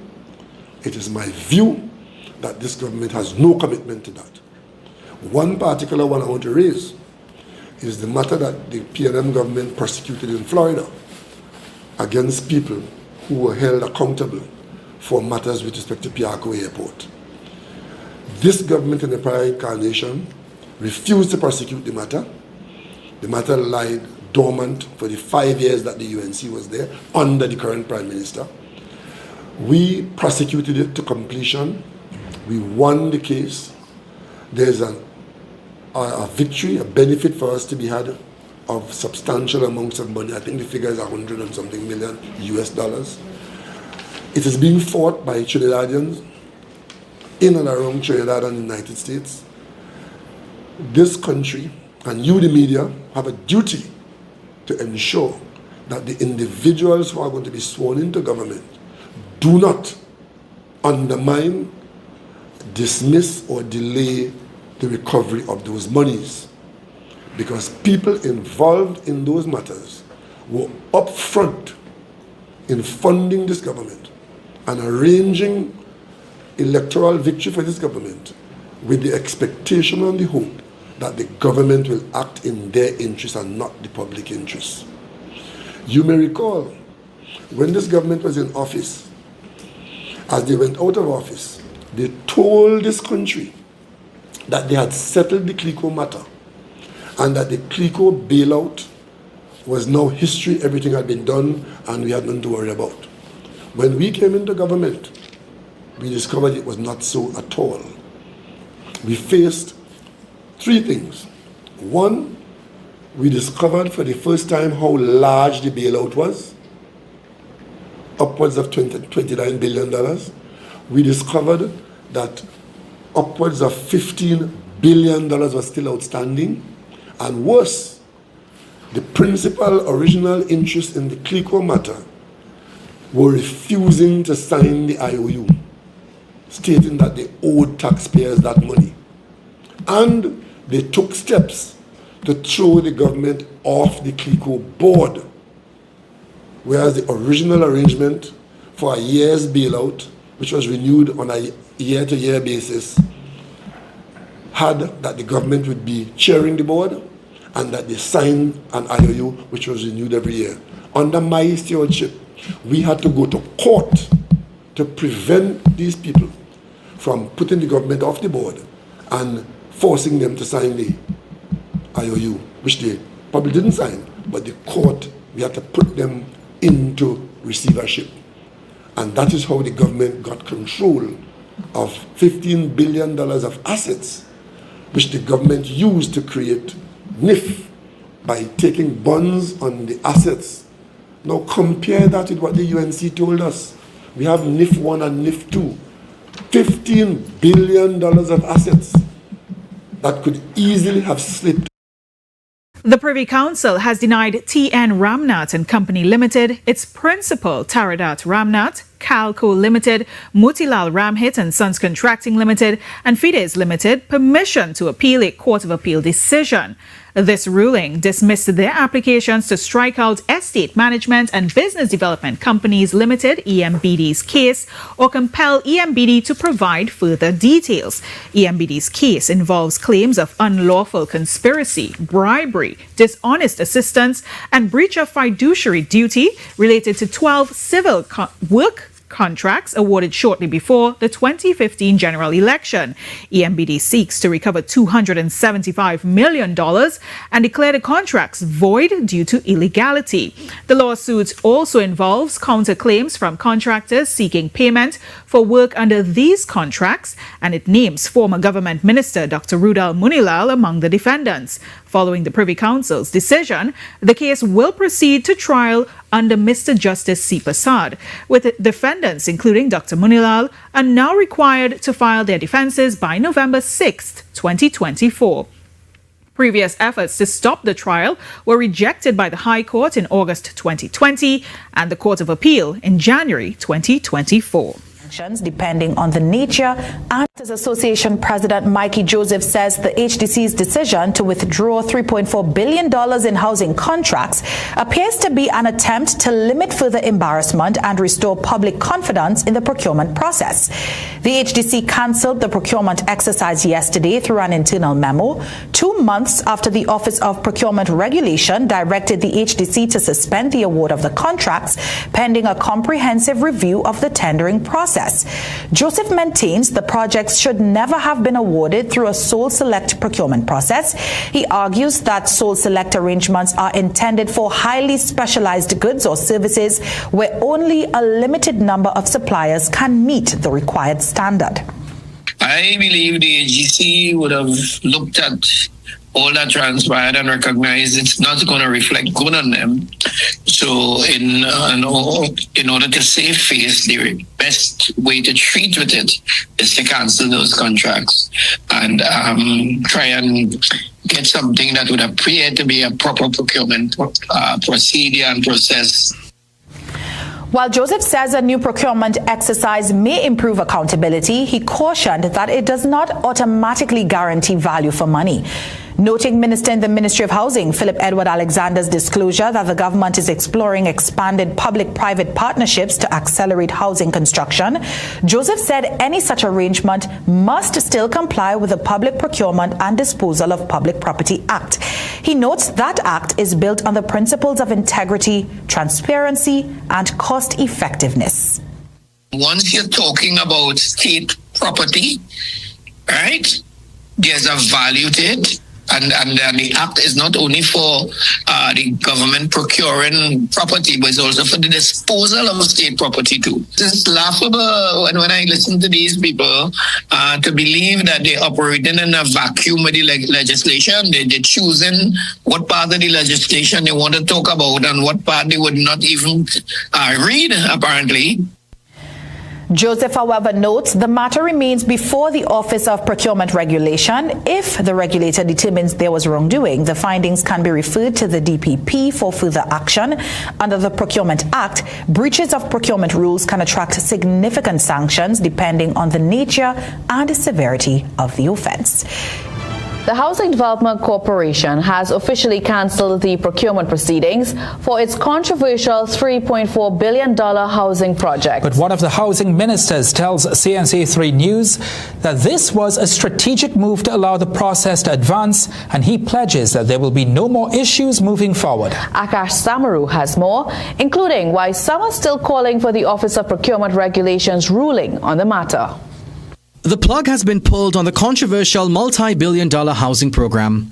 In a notice issued on June 17th, the HDC announced the immediate cancellation of procurement proceedings for its design, build, finance housing project for the construction of 3,700 housing units across Trinidad. Now, this comes 2 months after the Office of Procurement Regulation halted the award of the $3.4 billion in HDC contracts to 11 companies. In early April, the HDC named 11 contractors as intended recipients of various housing packages. The largest package, valued at just over $1 billion, was earmarked for Motilal Ramhit and Sons Contracting Limited. So why did the HDC scrap the entire process? Well, the HDC's notice was vague on that front, only saying that it determined that it is in the public interest and in accordance with the Procurement Act to discontinue the proceedings. We contacted all three ministers of housing, and it was Philip Alexander who responded. Asked why the process was scrapped, Minister Alexander said it was to clear the path for the way forward. It was going to be a back and forth, and before it became something that was just going to drag on, we're not leaving it in limbo. We took the decision, look, this process, you're not happy with this process, we're going to pull it, we're going to come back at it, where any of the issues that you had a concern with before will not exist. But Minister Alexander wants the public to know that this does not mean the end of the plan to build 3,700 homes for the public. And he said the projects will be retendered in the coming days or weeks at most. When we return to tender, there will be nothing that anyone could find fault with of any kind. CNC3 News asked if the OPR, which was investigating the process, issued any findings to the HDC. Minister Alexander said nothing has been sent to them. We tried contacting the OPR, but we were unsuccessful, at least up till news time. But Attorney at Law and former PNM Minister Randall Mitchell, who is one of the attorneys for social activist Wendell Eversley, who filed the complaint to the OPR, said this is not the end of the matter, as the OPR's investigation has not yet been concluded, and the public is entitled to know the outcome of that investigation to ascertain if any laws were broken. Meanwhile, former Housing Minister Camille Robinson-Regis said while the decision is welcome, she argues that public resources were wasted and is calling for greater accountability, transparency, and a review of the roles played by key officials involved in the procurement process. Akash Samaru, CNC3 News. Be concerned that the people in the government today, many of them have questions to answer with respect to white-collar crime and criminality of one kind or another. And it is my view that they will use the government to evade their responsibility. And this government, in its prior incarnation, has shown a disposition to use the government and the parliament to protect criminal conduct on the part of its friends. That situation has been recreated. There are a number of issues in the court now where the government is required to diligently persecute people for wrongdoing, it is my view that this government has no commitment to that. One particular one I want to raise is the matter that the PNM government prosecuted in Florida against people who were held accountable for matters with respect to Piarco Airport. This government in the prior incarnation refused to prosecute the matter. The matter lied dormant for the 5 years that the UNC was there under the current Prime Minister. We prosecuted it to completion. We won the case. There's a victory, a benefit for us to be had of substantial amounts of money. I think the figure is $100 and something million US dollars. It is being fought by Trinidadians in and around Trinidad and the United States. This country and you, the media, have a duty to ensure that the individuals who are going to be sworn into government do not undermine, dismiss, or delay the recovery of those monies. Because people involved in those matters were upfront in funding this government and arranging electoral victory for this government with the expectation and the hope that the government will act in their interest and not the public interest. You may recall, when this government was in office, as they went out of office, they told this country that they had settled the CLICO matter and that the CLICO bailout was now history, everything had been done and we had nothing to worry about. When we came into government, we discovered it was not so at all. We faced three things. One, we discovered for the first time how large the bailout was, upwards of $29 billion. We discovered that upwards of $15 billion was still outstanding, and worse, the principal original interest in the CLICO matter were refusing to sign the IOU, stating that they owed taxpayers that money. And they took steps to throw the government off the CLICO board, whereas the original arrangement for a year's bailout, which was renewed on a year-to-year basis, had that the government would be chairing the board and that they signed an IOU which was renewed every year. Under my stewardship, we had to go to court to prevent these people from putting the government off the board and forcing them to sign the IOU, which they probably didn't sign, but the court, we had to put them into receivership. And that is how the government got control of $15 billion of assets, which the government used to create NIF by taking bonds on the assets. Now compare that with what the UNC told us. We have NIF 1 and NIF 2. $15 billion of assets that could easily have slipped. All year. Na. Oh, I just played football and basketball, then I take a little walk in the mall. Now Wassa, please hear my call. I need some water to wash my balls. Please, send some water. Please, hear these calls. I can't take it no longer. I really need to wash my balls. Yes, I need to bathe and I need to cook. Laundry piling up on the walls. But before anything else, Wassa, look, I want water to wash my balls. Please, send some water. Please, hear these calls. I can't take it no longer. I really need to wash my balls. You may not believe it's true, but my wife balls dirty too. My teeth getting yellow like they ripe. Wassa, please put water in the pipe. Please, send some water. Please, hear these calls. I can't take it no longer. I really need to wash my balls.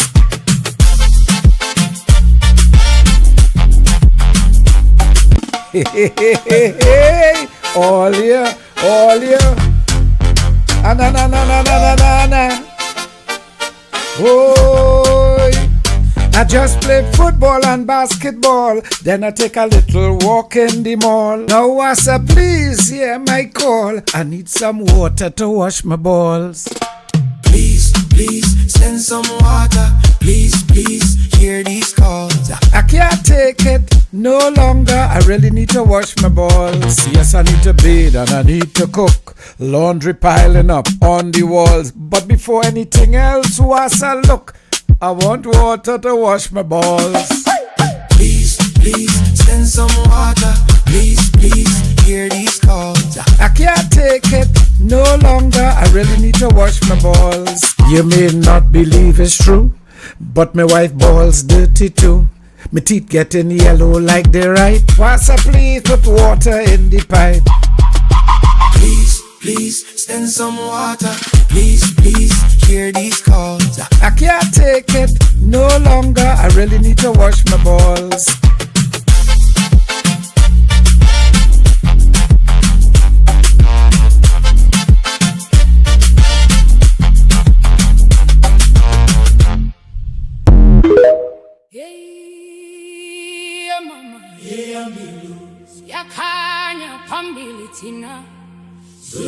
Yak and Friends proudly presents Uhuru 8.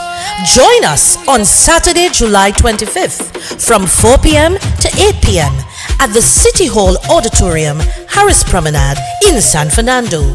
This year's celebration is held in honor of Mr. Anthony Kamiziong as we continue strengthening our African ties through culture, unity, and heritage. Experience an unforgettable evening of African dance, powerful drumming, cultural expression, and a great food. Early bird tickets are $350 at MITS 2 and $200 at MITS 1. Come dressed in your finest African attire for a chance to win Best Dressed Male and Female. Celebrate African culture. Celebrate freedom. Celebrate Uhuru 8. For tickets, contact 684-1792 or ticket outlet at Something Special with Finishing Touch at Ritz Plaza, number 25, St. James Street in San Fernando.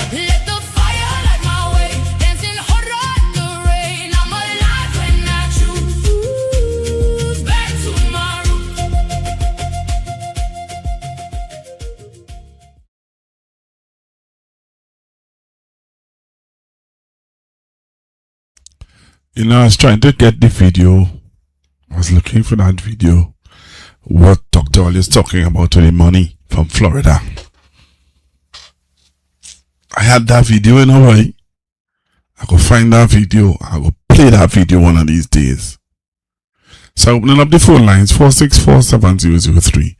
I played you. You see, they're talking about white collar crime and they're making it look as though this government, hats off to this government because she's dealing with white collar crime. And I tell you, it have the PNM haters in the PNM who encouraging that brutish talk. But you know what?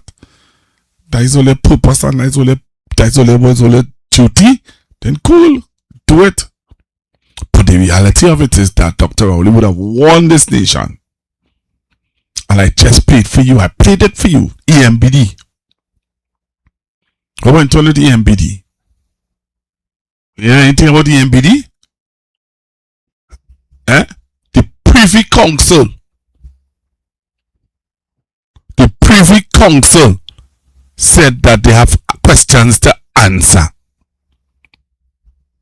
The Privy Council, you know, said that they have questions to answer. And you know what?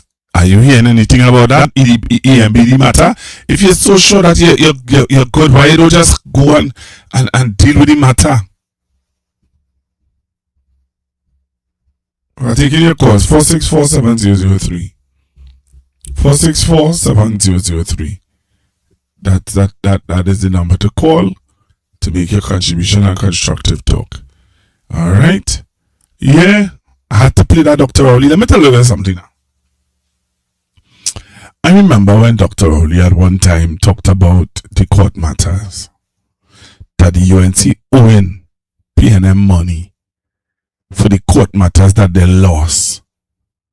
You remember in 2015 when they would have taken the PNM to court saying that, oh, rain, and this and that and the next. And they went up for Faris Alwari seat, they went for Moroga, they went for La Hoqueta, they went for the seats and they went after the seats and thing. Oh, they forget that. But they own the party money. Hello, good evening. Good evening, Pastor Google. Good evening, sir. I'm lucky this afternoon. You know, it is strange because the same people telling him, the Privy Council tell him, but he had to answer about the Auditor General. But the Auditor General went and do she ordered the she ain't come back and tell me, but thief this 3.6 billion that they're talking about. Right? But I know I have a man had to pay back nearly $1 billion and he's before the court. I have a former Attorney General now who is the state attorney, Pastor Google, representing me with my taxpayers' dollars. And he also has a matter before the court from his previous reincarnation. I have the Minister of Energy. That is where the EMBD come in. That is a civil matter, I think. That is a personal matter between he and the state and all these people. But they may remember that. That is not important. But you know my story? And I want black people to listen and understand something. And we're missing this boat here. I would like the PNM, let me put on this inward fighting and let me stop this ball and let me come together. Because that gives them thing to talk about. We are together. I hear man. Yes. True. Anytime going down that road. We just understand. We together. I understand we have a problem. There is a certain section that have a problem with the present leader. They find she's too soft.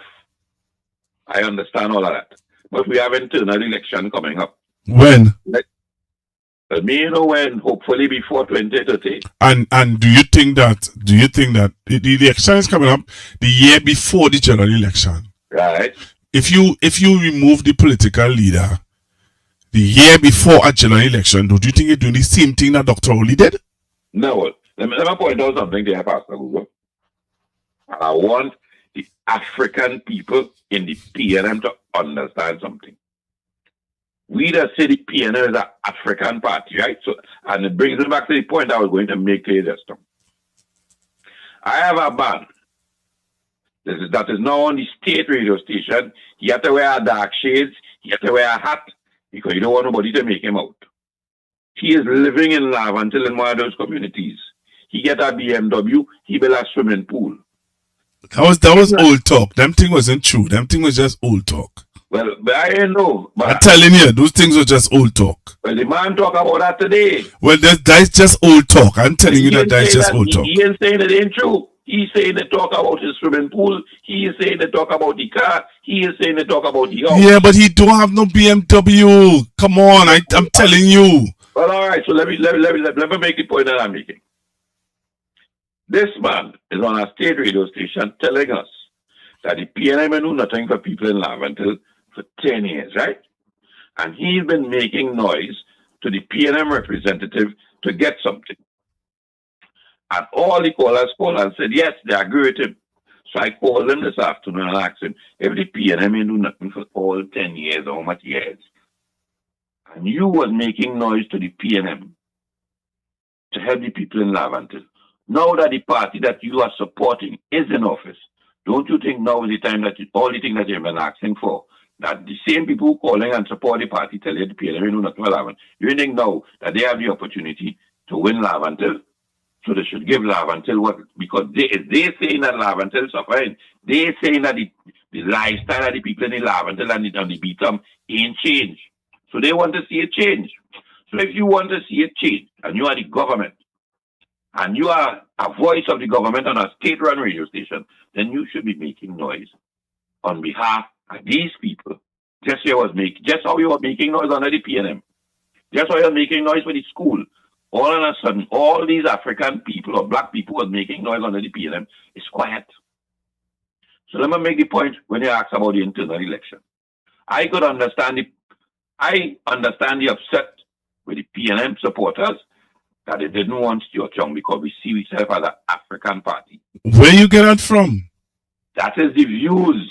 But that's the views of who? That's the views of who? That is the views of the UNC, that the PNM is an African party. And there is also the views of some people in the PNM. We gotta admit that. But I have never heard any. Just like how there are UNC. So let me draw a reference to it. I hear a man called yesterday on a particular radio station. And here's his argument. We are talking about the present Attorney General now. And how the Attorney General made a statement in the Parliament and described Alexander and the privilege that he have with the PDO or whatever they have to sign it to arrest people. And here a man call and say, that man was upset because they want to know how to take a man from the PNM and put him as Attorney General. They shouldn't be upset because the reason for that lockup is because he come with information from the PNM to lock up all the PNM. So I call. So if that is the case, then we using black people to lock up the 1% that they call 1%, but the present Prime Minister saying that 1% is not a road race again. It's about money. So my question to them, is it that the 1% of the East Indian community is fighting on the 1% of the Syrian community? I have the same man is telling us no, that he ain't making noise for black people anymore. But you made noise for black people to get on that radio station, but now you telling black people you want to know you now asking me. I must call to tell you what the PNM do for 10 years. That is why the PNM didn't know anything. That is why the PNM lost the election. So all your choice. So that is why black people, that is why the point I'm making now, come back to the election, the internal election in the PNM. Dr. Rowley was bright enough, and we saw it wrong, to put Stuart Young as Prime Minister. The only thing I didn't like, Stuart Young should have served out his remaining 3 months and get rid of that karma and Dr. Rowley this and Dr. Rowley that, and then see if he would have been able to convince the 100,000 people who didn't vote for him that he would have been the right choice. Hear what they tell Dr. Rowley when Dr. Rowley first incarnation as opposition leader. Remember Mr. Manning had the East Lavantel development to take place? They was going to do something in town. And Dr. Rowley said in the Parliament, but we were going to do that. The Prime Minister jumped up at that time, guys, between 2010 to 2015, and tell the opposition leader, hey, all they had no belly. My words. Because all they take we on and take on what we were saying and didn't do it. Now that I hear, I going and do it. You understand the point I make it? Every time the PNM tries to help an African community, they call, I wouldn't say geographic because they have this phrase. Their corporation get more money right now. And if you look at the last budget under the PNM, everybody more or less corporation was getting the same amount of money. But they still cry geographic discrimination and get the population the belief that the PNM wasn't funding their corporation. And by doing that now, they increase their funding and nobody ain't saying nothing. Because you know why? We have the concept and the idea that the PNM wasn't fair. And the PNM treat East Indian corporations bad. So wherever they get now that they take. You understand my ideology? That is where our society has reached. With the idea that the PNM victimized so much people for over this period of time. And wherever the UNC do now, it is right. It is their time. That is the song they're singing. So the Prime Minister put Stuart Young at the time. You see, to get rid of that same stigma. You sure she could tell him you ain't do it? When I part Chinese man there, or man have a different race, and I decide that the people in Lavanti, you can't tell me geographic discrimination or racial discrimination because he didn't look like me. You understand my point? We didn't see that. And by we not seeing that, how we where we is here today. Because every time you put a black man in charge, he can't do nothing because the people on the opposite side call racism. They believe, the same people tell you, Lavanti ain't got nothing, but the same people tell you 20 years ago, the PNM only building house in Mova, and everything is on the east-west corridor. And now they're telling you, look how good over the Carnegie Bridge looking, and look how bad the PNM constituency looking. Yes? But they ain't changing it though. Pastor Google, enjoy your evening.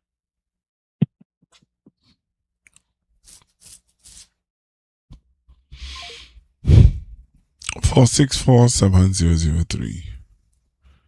That is the number to call. 464-7003. That is the number to call in.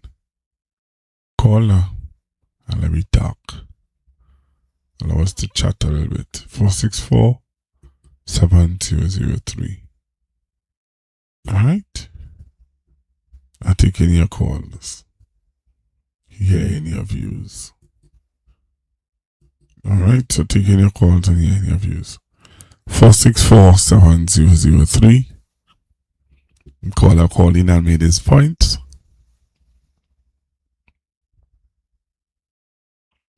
Alright.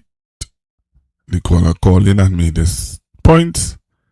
It's for you to call in now and share your views. Let's hear this caller. Hello, good evening. Good afternoon, good evening, Pastor Google. Hi, good evening. Yes, sir. I want to say good evening to all the listeners. And my brother Bartaya, you have been correct at certain points. You know, and this issue with Penny and Mr. Young, I don't want to dwell on these things.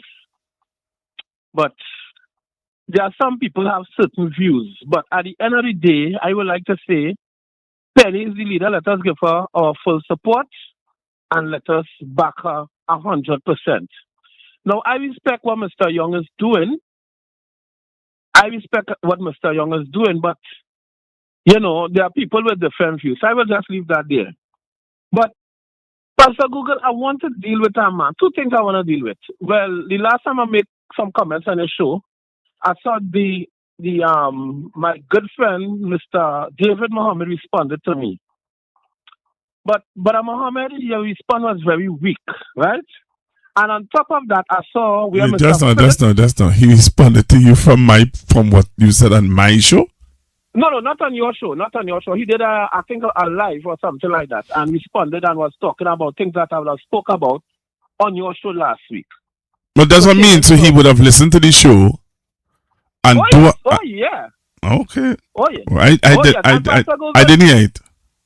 You didn't hear it? No, I didn't hear it. I will think it on, but I think your number don't Pastor Google. I don't think you need a phone or something else. I'll send it. WhatsApp it to this number. All right, will do. So, but Muhammad responded. I listened to it over and over. But the response, and Pastor Google, by the way, your show has been listened to a lot of people that probably you don't even know, eh? Yeah. And it's reaching to a lot of people and a lot in people's ears and so on. But Pastor Google, also I would like to deal with a guy. No, before I go on to Philip, Mr. Philip, Minister. Some of the things you will have said, Brother Mohammed, when I say your contribution has been very weak, this is the weakest I ever see you respond. And telling us that we as African people fighting on African people who is against the PNM. And the names you call four names. I don't want to misquote here. You call actually four names. You call Dupre, you call Carl Hudson Philip, you call Carlos John, and you call Jack Warner. You said that they were not PNM. And PNM supporters fight on the black man because they do support the party. But Muhammad is not a matter of supporting the PNM party. I don't want it. You don't need to support the PNM party. David Abdullah is not a PNM.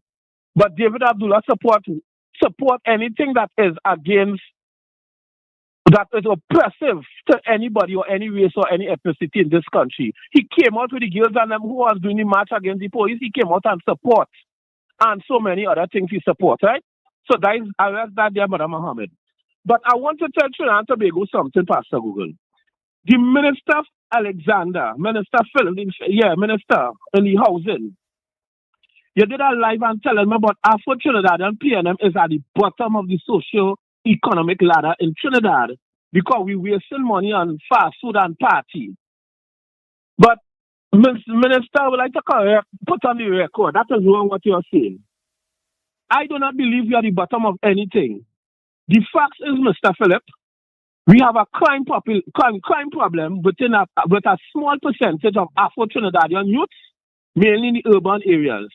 But Philip, if you do your research, you will find that it isn't the Afro-Trinidadian who commit most of the white and blue collar crimes in this country. So why many must seem to put some people that other ethnicity or races are doing better than the Afro-Trinidadian, research will show that crimes such as money laundering, thieving, corruption, embezzlement, fraud, to name a few, is always committed by other people, other races than the Afro-Trinidadians. Right? So, Philip, I would like you to just retract that and try to stop trying to get in. All communities in Trinidad and Tobago have problems. The East Indian have their problems to deal with, the Syrian community, the Afro community. We have all races have the problems. But I find it rather strange, Philip, that you will take so much time. You're such a good guy that you're taking so much time to always come out as a half Syrian and half East Indian in this country to always highlight African problems and try to make some derogatory statement about the Afro people in this country, Afro-Trinidadians. And you're doing it in a subtle way, saying that you're trying to give advice while you're trying to make derogatory statements. I know you're playing smart with foolishness, but I want to tell Afro-Trinidadians we have nothing to be ashamed of. We have in sports, we have some of the people that represent us on a world stage, like Mr. Crawford, Mr. Brian Lara, Keyshawn Walcott, Atto Bolan, to name a few. We have in culture the only two persons that represent Trinidad and Tobago on a world stage. We have Miss Universe, Wendy Fitzwilliam, Miss Penny Commission. We have in business, we have some of the sharpest minds, Mr. Langston Roach, Mrs. Arlene, Mr. William Monroe, Mrs. Your Construction, Warner Construction, to name a few. In the political arena, Mr. Alexander, we have the first president of the Republic, Mr. Ellis Clark, first female president, Mrs. Paula May Weeks. And in professions, we have presidents, prime ministers, senators, governors, accountants, doctors, nurses, attorney general, youngest chief justice, Mr. Ivor Archie. And the list could go on and on and on. So when you're making these kind of derogatory statements about the Afro-Trinidadian, we have nothing to be ashamed of, to be ashamed of. And when the Afro-Trinidadian is in business, though we have a smaller percentage on the other ethnicity, you could bet your bottom dollar that is legitimate business. We're not washing money. We're not using drugs money. We're not using corrupted money that from the public purse, that when some are driving all the Benz and all of that and twisting up all the nose, majority of the time people can see it as money that was being stolen from taxpayers. So Afro-Trinidadians have no reason to be ashamed of anything, Mr. Philip. And before you come to the Afro-Trinidadian community to try to give us advice while making these dirty, derogatory statements, I advise you, Mr. Philip, your race and other ethnicities have their own issues to deal with. Clean up all your issues first before they jump across here. Pastor Google, thanks again for giving me this opportunity, and I looked on and listened, my brother. Thank you. All right, thank you very much for calling. All right, so continue to take your calls, 464-7003, 464-7003, 464-7003. You can call in and let me know what is your view on matters, all right, that we're discussing. 464-7003, 464-7003. Take your calls now. Alright, so you can call in now and tell me what is your thoughts. 464-7003. Taking your calls now. Alright, so you all heard Mr. Barataria. You all heard Mr. PNM. You all heard Mr. Sympathan. Anybody else want to call in? We have 3 calls already for the evening. Anybody else wish to call in? You can do so now and tell me what is your vibes, what's going on with you. What's going on? No calls?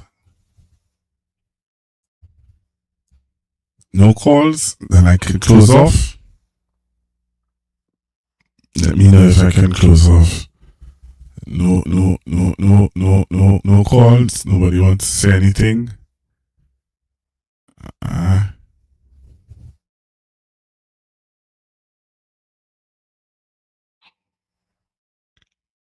Nobody else?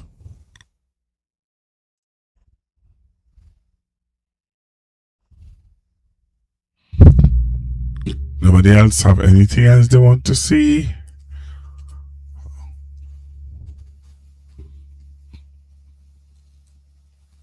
Alright. So, as I said before, I'm not going to sit and just wait for you all to call in. Alright, so I give you all the opportunity to share your views. If you wish to call in, you can. If you don't wish to call in and you just want to look at me talk, I don't all that talk. I would engage. I would talk to somebody who call in to talk to me. I will play for you what is happening in Trinidad and Tobago. Hear your views on it. Alright. But I'll say this, Trinidad and Tobago, you know,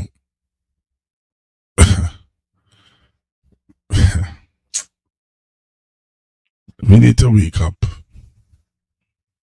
Yeah, we as a nation need to wake up. We're looking for a savior. You know, only looking for a savior. I hear Mr. Barataria, you know, but only looking for a savior, boy. And the reality of it is 2030 coming, you know. And we will see what will play off. Once God give me health and strength, I'll be right here sitting and watching what will be going on in this place. Remember I tell you that once God give me health and strength, I'll be right here sitting and watching and listening. Hello, good evening. Hello, good evening. Hi, good night, Pastor Google. You are very soft and your volume is on all. Do you hear me now, Pastor Google? I give up. Go ahead, sir. Alright, is it better now, Pastor Google? Go ahead, sir. Alright. I just want to say that, listen, I know that some people are not so happy with what's going on within the PNM. What's going on within the PNM? Well, you know, there's a perception, you know, what people saying that there's a division in the party because there's some people who have an issue with Miss Penny, seeing her as being weak. Let me ask you this: when Mr. Manning took over the PNM, was there an issue? Did some people have an issue? I believe so. When Dr. Rowley took over the PNM, did some people have an issue? Yes. Okay. And I could also say what's going on, but even within the UNC too. When Master Pandey lost his position as leadership, I know there was a number of people in the UNC who was not satisfied with this present prime minister. You remember when Mr. Pandey was the leader of the UNC, and they wanted Mr. Tukaran to be the leader of the UNC. They was telling Mr. Pandey it's time for him to go, and they wanted Mr. Tukaran to be the leader. I remember that. And Mr. Pandey said to Mr. Tukaran, "It's a cow. It's a cow that I just give it to you. It's a sacred cow." And Mr. Tukaran felt disrespected. And Mr. Tukaran picked up his Georgie bundle and started the COP. Correct. Okay. Correct. And I remember when he started the COP and the COP contested their first election. Yes. They got plenty votes, but no seat. Yeah, and I remember they talk about the infamous that was the first time we hear about the term knife and fork East Indian. Thank you. Knife and fork East Indian. Thank you. The tradition. I remember that. Right. You remember when? You remember also when they literally got rid of Mr. Pandey from the UNC. Yes, that controversy. Right. There's some people that international was rigged. Right. Right, and I remember there's still a number of, I can tell you for a fact, there's still a number of people who do not see Kamala Persad as the UNC. As far as they're concerned, she's a regular convener. Right. You were aware that the past ago that she was an hour. Yes. To the seat for Superior and taken and she lost. Yeah. By the grace of Pandey, Mr. Pandey brought her in as, I believe, as a senator. Mm-hmm. And history, and he gave her a safe seat. Yep. And the rest is history. There was another girl who wasn't so happy that Kamala Persad was the leader, but you know what? You know what made them different? It was unlike these Asian South Africans. Irish Asian will rally behind the leader. They could grumble and complain, but they will rally. Yeah. We know as Africans, we cussing and fighting against each other, and that is the problem. But there are some people who like that. There's some people who see that happening, and they like that. There's some people who see that happening, and they're not Africans, and they like that. And there are some people who see that happening, they could stop it from happening, and they're not Africans, and they like that. But I have been telling people for the longest while the PNM party is I can see as a multiracial party. And yeah, but here I'm saying to you again, there are some people in the PNM who are Africans who like the fight down. They love it. Yeah. Like cook food. Yeah. Right? And there are some people who are not Africans who love it. Like cook food, that African people fighting non-African people. And there are some people who are in the party who can stop it to a point. They can stop it to a point. They are not Africans. And they will not. I will leave it there. Yeah, buddy. Pastor, we are organizers. Same to you, sir. Hello, good evening. Hello, Pastor Google. Good night, you hear me? Yes, sir. The government is not doing what is right in the country at all. They're mixing up, they're using a lot of distraction, and they're focusing on the real issues that facing the normal poor man on the ground.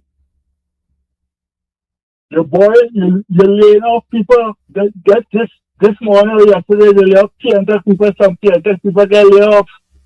So they're just laying off people. You're not diversifying the economy. You ain't doing nothing really to stimulate growth and development. How could you function as a government when you fire thousands of people and you're still firing? You ain't stopping firing people, you're just firing them and putting a lot of people on the deadline. There's a lot of mothers who want money. Look at that school going to open sometime in September. Gotta get money, gotta get food, gotta get school books, uniform, all that, gotta get. And I don't know how a government is not managing the finance properly. When you're governing a country, you have to have a holistic approach in governance. Right? What you want to stop crime, you want to stop you from committing crime, but look, you fire a set of people from the labor association from the Civilian Conservation Corps. When was a common law there, he had a good agricultural plan in place where people learn to plant food. He was giving them land, he was giving them learning them to drive heavy equipment. That was a fantastic program. As the government come, they stop the program completely. How could you stop a program that could help the young people develop? And that caused a lot of people to go into crime because they have no job, they have to feed their family. And when they commit crime, now they're getting locked up. How they living? You understand? When a government is supposed to have love for the people, you can't govern from a selfish, from a myopic frame of mind. You have to have a holistic approach in governing a country. Understand? And I really, boy, is you started in Trinidad because the worst of the government in this nation you shall ever see. 2015 was bad, but this from this year here with this government the face is worse. I tell you, it's not an easy thing the people in Trinidad and Tobago face now. It's real suffering going on. Understand? Nobody can talk and say nothing. All right. You can't think, I mean to tell me, you have to have a human approach. When the PNM was there, one of them things wasn't happening. COVID come, the PNM government, people still manage their money. All right, sir. Thank you very much. All right, thanks. Good night. All right, 4647003. I see people calling in. Somebody is saying on the live, both PNM and UNT must go. Waste of time. There's a man saying on the live. Both PNM and UNT must go. Waste of time. That's what they're saying. You know? Imagine that. A man come on this live to say both PNM and UNC have to go. That's what he's saying. Both PNM and UNC have to go. Waste of time. When people saying things like that, the UNC is in government, the PNM is in opposition, and the person is saying that the both of them have to go. We had COP. The COP was a part of the UNC coalition government. Are they aware of that? I hear people say, only and two parties and two parties and two parties. I listen to this guy. No problem. I can't bring in a new part. No proof. I can't problem. Caller, you need to hang up. Oh, sorry. What is this? I listen to this guy talk a morning. I say, listen to this guy talk now. Well, listen to this. Take a listen to this. So, back to the original question. Why is it that we've come to the oversimplification of, well, for one side to be wrong, the other side has to be right. For one side to be right, the other side has to be wrong. Because here comes the opposition now, and technically this is their job. Like, here's the thing. We have a political system. The person with the most votes becomes the government.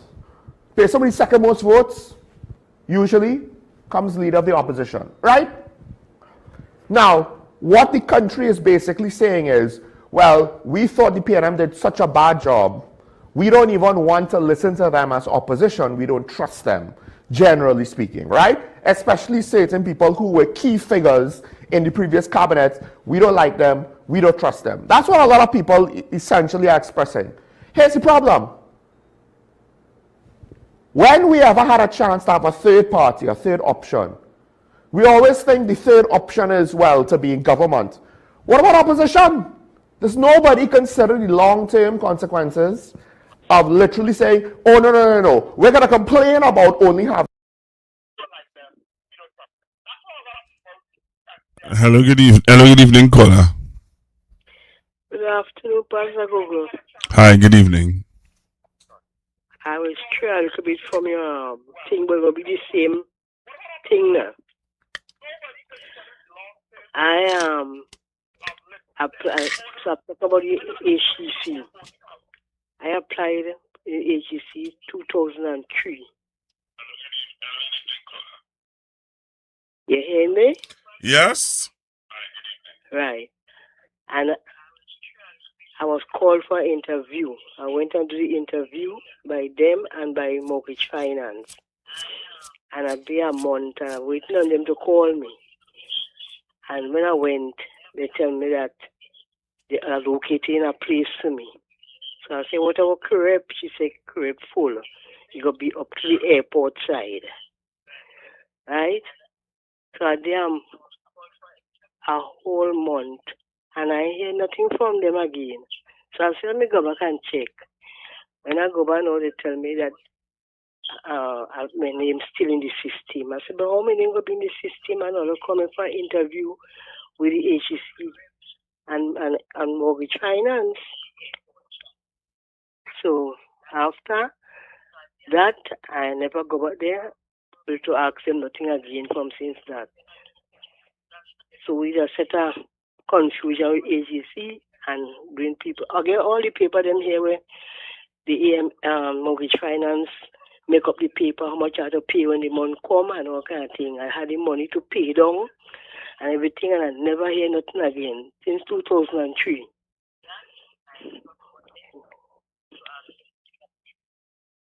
All right.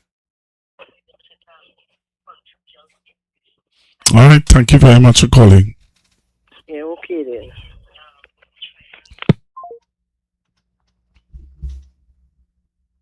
Bring these two yahoos every election.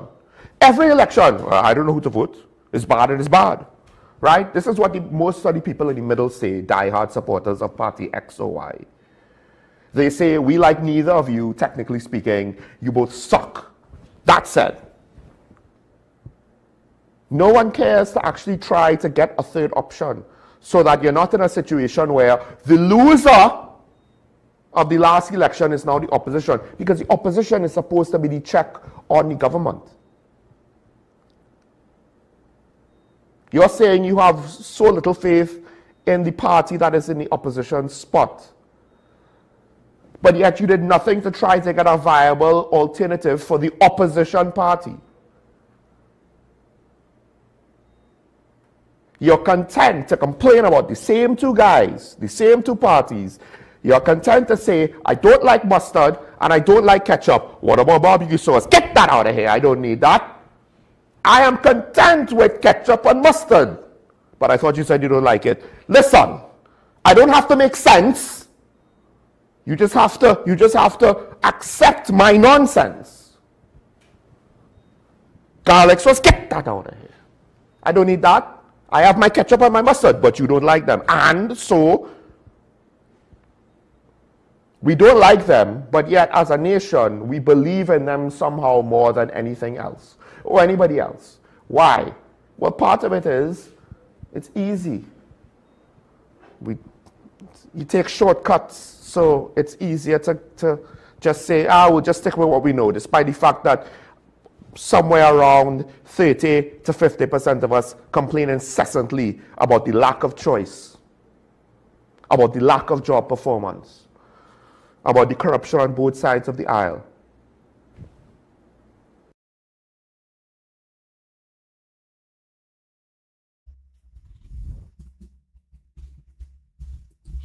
You know what does amaze me about commentators like that? They make blanket statements like corruption on both sides. Really?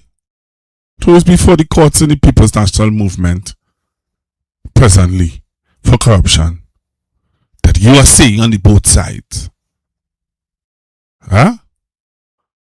You talk about they only like ketchup and mustard. Mustard does have other people on their side. The mustard right now is a coalition of interests. So they have PEP, they have people from the trade union. So what you talking about? The mustard has never be a pure mustard. It does have honey. The mustard by itself do not win no election. No, the mustard never goes up by itself. The mustard never put up 32 or 36 candidates or 41 candidates. The mustard never does that. The mustard always leave Tobago alone. Always find a man, the most hated person who speak against the PLM, the mustard find that and put that in Lavandi or Mova or certain places. So the mustard is not mustard. So when he made that argument and wanted to ask for garlic sauce, I give all the garlic sauce the other day. I give all the Stuart Young to change that narrative about my ketchup. To not to see that the ketchup is a African-based party. Dr. Hercules is a black man? We understand all of that, Pastor. No. I don't understand all of that because you all keep coming back with that narrative. Again, Pastor Google is not you all. You're missing the point. It has nothing to do with me. You just said that earlier. Come and give us. I am saying the mantra that was being said over the decades that has a group of people. You see, like that person who tell you both of them is the same thing. Because of the mantra that is preached. That's why the man boiling ketchup and mustard. I didn't understand you go, the mustard is mustard. The mustard has honey in it. That is why I said to you just now, we was changing the ketchup. And we was giving them garlic sauce with the ketchup. That's why I put Stuart Young. So that ideology that we have, that some people has over the decades, that the PNM is an African-based party, or there's the ideology that here we're going on. When I go to the parliament to help the people laugh until because I'm an African, they go to the equal opportunity to argue on behalf of East Indian people ain't getting what the people in Lavanti are going to get. Although they're saying that I ain't helping the people in Lavanti. You understand my point? So I give you a catch-up. So when I go to the parliament and I ask Stuart Young, say, hey, I am going to do, you see the 100 million that the Prime Minister say, I am going to spend 100 million and I explained to them something. One reference, Pastor Google. On Duncan Street in Port of Spain between 2010 to 2015, they turned one of those 3-story housing apartment building. The same building Mr. Manning, and one of the things Mr. Manning said, here we're going to move all the out from here, East Port of Spain. And I'm going to convert it, renovate it, make it nice, to blend in with the Twin Towers. And I'm going to bring all the back. Hazel Smith and Lennox Smith tell the people, don't move from there. Or they're going to put the 1% there. And they remain. Up comes the People Partnership. I say, well, they're going to improve all their lifestyle. Instead of that, they give you a police station. So I asked them, if they could take one of the same buildings, put glass windows, put air condition and flushing toilet and all that had that, but they just modified. So now they put air condition. You ain't anything to have. If they're ready, they care about all the way they say they care about all you. Convert those same buildings into the same thing how they make one of them into a police station. And that is the point I'm making. So all of them tell you that. We see the same about the same people, same African people that have on the state radio station. Telling you and see the same about the people. But they've been asking, there was action under the PNM that the PNM should see about them, you know. But now that they're in office, with the people that they make noise for, they've been asking for the same people, you know.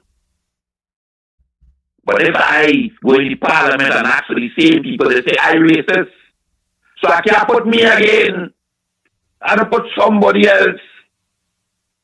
That is where my society reached, Pastor Google. How are we not seeing and understand? Why I think Dr. Eric Williams stay so long? Because we don't know if he was a Chinese, we don't know if he was an African, if he was a half Indian. And so it confused the whole thing. And we done this stuff really. Now we have a problem with Mr. Manning. Now we have a problem with Dr. Rowley, skin tone, his complexion, he do that, all kind of junjut. That is the problem, and that don't come from the PLM. It comes from the opposite side. Oreo, black man, rapist. Why they say that about us? And we sit down and take it. And we can't make noise. Because when we make noise, it turns wrong to us. We are ignorant. We this, we that. We fighting down black people, but they're using the same black people to lock we up, to tell we all kind of things. And we still ain't seeing yet. They use it to beat we. The Attorney General, Alexander, the Commissioner, all of a sudden, All the police was PNM police. What police there is now? What police there is now? Not PNM, not UNC. The police is working now. And come on.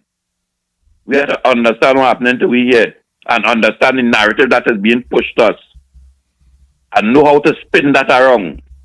We're not doing that. We ain't doing that at all. We sticking with it. We can't stick with their narrative. Their narrative is to keep we down. Talk about we to make we feel less than who we are.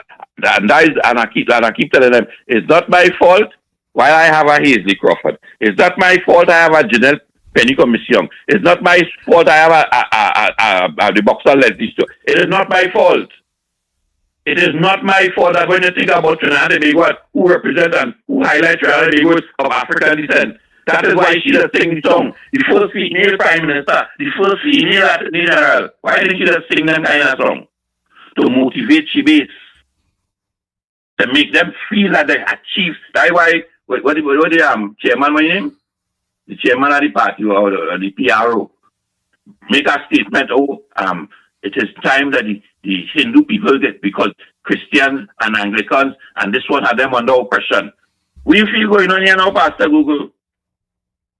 We sit down and talking and then realize this is a race war, a dread race war, because they want to put themselves on top. Because we ain't do nothing. We not achieve nothing and we on top. We might not have economic power, you know. We might not have financial economic power, you know, as much, you know. And I tell them after 1990, we lost all economic power that we had.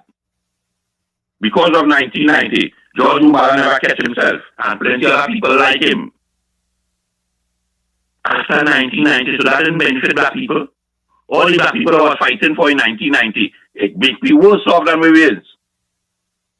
So what do they want to come to tell me? Pastor Google, enjoy your night.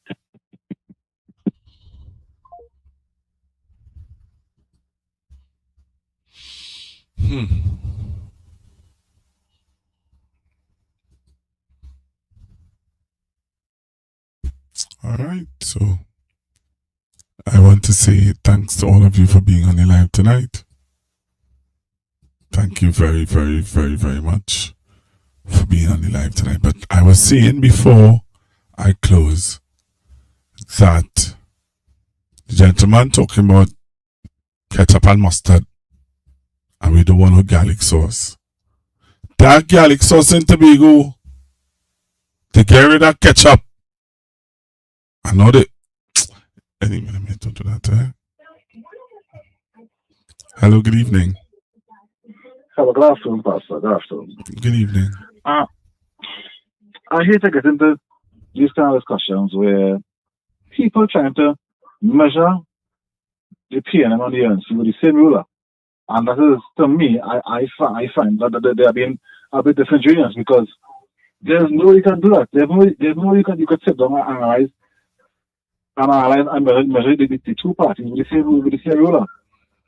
Because rightfully said, you're right. Which PM MP is right now is sitting in Parliament on bail. How much PM MPs, former or current, is before the court? Besides Ms. Mandela, and she has passed on. But how much? So when people want to measure the acting, my problem, what I say is that you looking, you know your party, you know your party, which is UNC. You know for a fact that they ain't like gold. So we have to admit that you ain't like gold. You rather know. Can't say, but people you seem to know that I'm the case. I'm sure that. And with regards to, again, I hate to get into this, because I was going to the forefront. We are in opposition. So I don't know where the issue and where the beef and where the bickering about, because it is not helping me. I don't think it helping you, it's helping the party, so I don't know what is the bickering about. It's not helping? How would I help him? How that help him? Sorry. Hmm? Sorry. How that? Because I don't see, because we are sitting currently in opposition. How is this going to get us back to the government, to governance? And you rightfully said something. Every leader who took the reins of pain of the party, he or she always had someone like and someone didn't like. So what is the big issue now? And last time the current leader went up unopposed. True. So I don't know what is the issue right now, and how. Go ahead, call. I'm listening to you. The current leader didn't the current leader went up unopposed? You asking me a question? Yeah. Well, ask the people on the live that now. I tend to, you see me here. Could you ask your fans on the live? You know they like to hear you speak. So you can ask them. Ask them now. This is a part. This is a proven fact. The current leader went up unopposed. You're asking the question or you're answering the question? I asked him the question. Didn't the current leader right now of the party went up unopposed for leadership? Yes or no? You have to say yes or no. Yes or no. Yes or no. The current leader right now, who's sitting in the chair as political leader, didn't that lady, that individual, went up unopposed? Yes or no? Yes or no? She did. Yes or no? So I cannot hate to get into these kind of discussions because I always say, and I always bring the forefront, we are in opposition. True. How is this going to get us to the governance?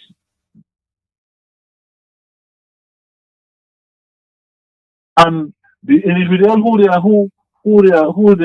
hoping or who they want to replace the current leader, that individual didn't go up from no leadership in the event something happened to the current leader or the current leader go off the pass or whatever. That same individual cannot even come to the forefront to be a leader. There will be somebody else. Because that individual did not run for no leadership position. So this to me, this census became makes more sense because at the end of the day, we are in opposition. How is this petty became because people don't want to get all the emotions? How is this petty became going to take me, you, or the whole party back to governance? How is this going to help us?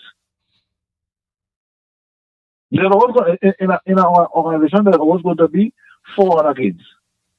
You really believe the other parties don't have that problem, but you know what? They do it like how people here do that. People here wouldn't get any emotions. Why do you think they're not getting over their emotions? I have no idea why people don't want to get over their emotions. I don't. I have no idea why people don't want to, because it's so, I like this one, I like that one. I mean, I don't understand that. I cannot do like to be talking these kind of things because I actually say we are in opposition. How is this going to get us back to government? Because we all know a house divided can't stand. So I try to understand this petty became here and there. How is this going to help us? Because some people just stick in the ways and they wouldn't get over the emotion. And the funny thing is, there's a lot of people who I had and still have a lot of respect for you. And for them, it was shocking me. And they are not just they are making their way to public to the media and to all these things. I mean, there's caucus, there's in-house caucus to voice your opinion and the area of views. I don't understand why people walk into the radio station and making live and doing these things. And how is this going to help the party? Hello? I'm listening to you, caller. Yes, I'm not saying. But on the other hand, I don't, Mr. Alexander, to me, can't give me no advice as a black man. You are not a black man. So you can't. So only a black man could give you advice? No.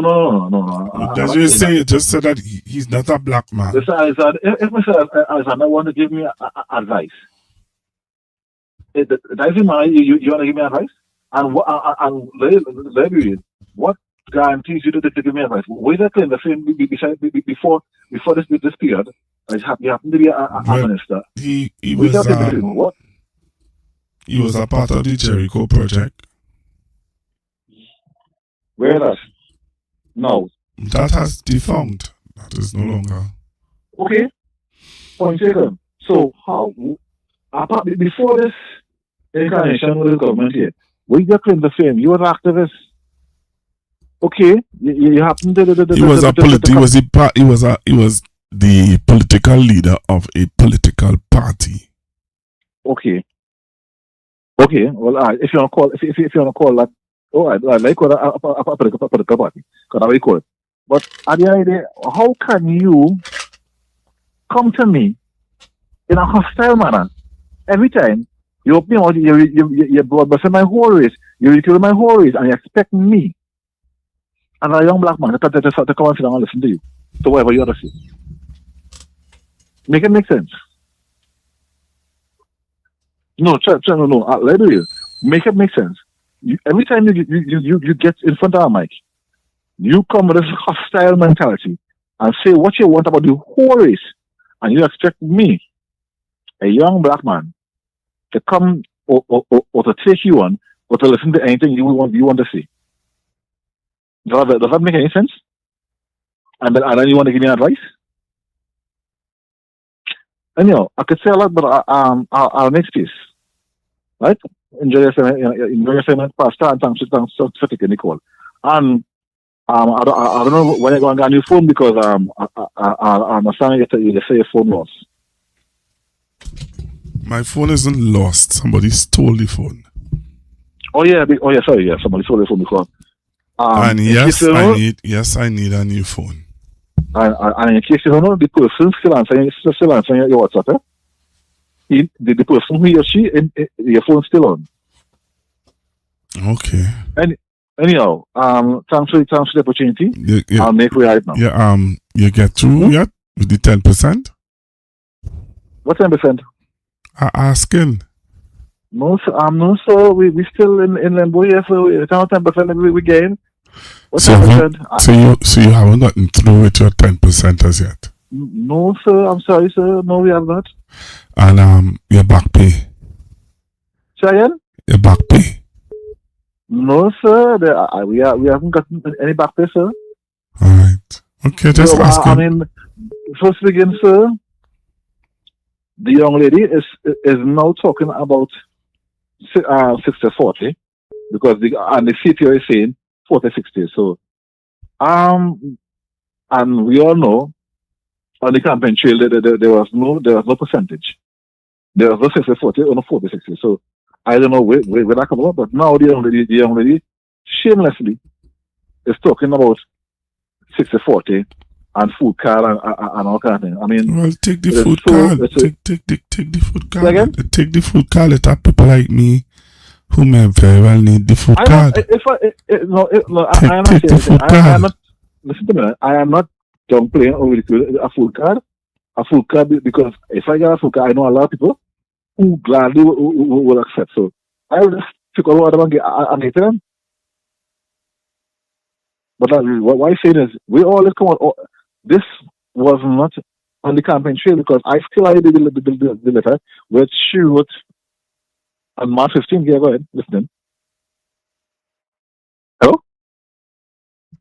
Just now, right? You said that you know plenty people who need a food card. But I putting myself forward first. Why you keep talking about it? Why you keep talking about the other people who need? No, wait, no, don't say no more. I trying to understand this friendship, if it's really a friendship or if it's a game. Because but you're saying you know real people. Pastor Google, I know. Pastor Google, you're first in line, okay? Somebody's saying somebody's saying I always treat you bad. I don't know how I treat you. That's by asking you for the food card. I treated you bad. What in jail is this? No, sir. I don't think that I should treat you bad.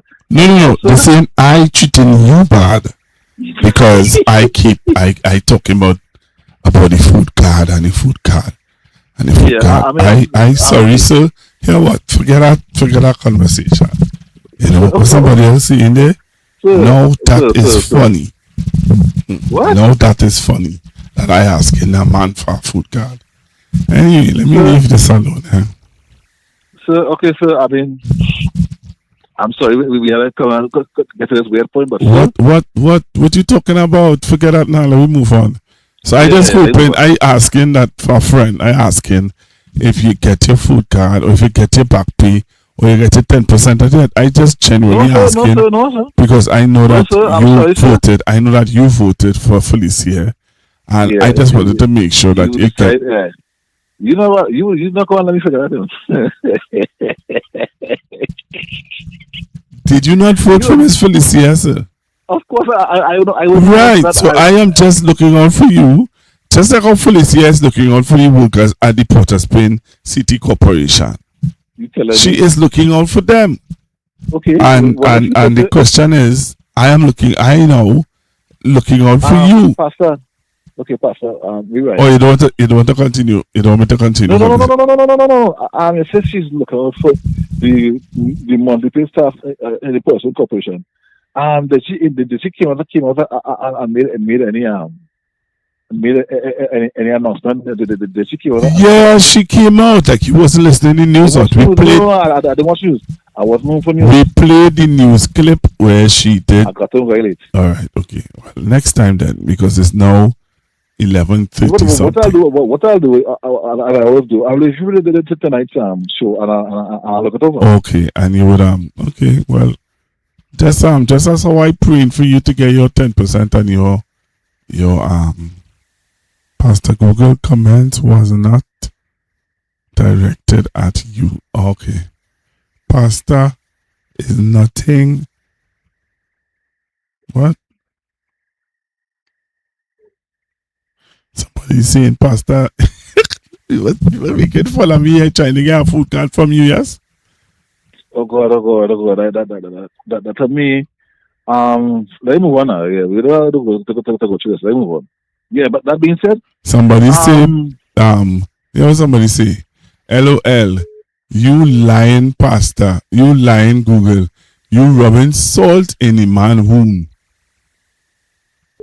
Why rubbing salt in your wound? All I doing is I being genuinely concerned and just asking if you get through your 10% and if you got your back pay. But I know that you'll get your back pay. You'll get your 10% first and then you'll get your back pay. But what I know too is that you won't get it now. You get it in October. So I can look for a little handout in December. No problem. Okay. Right now, I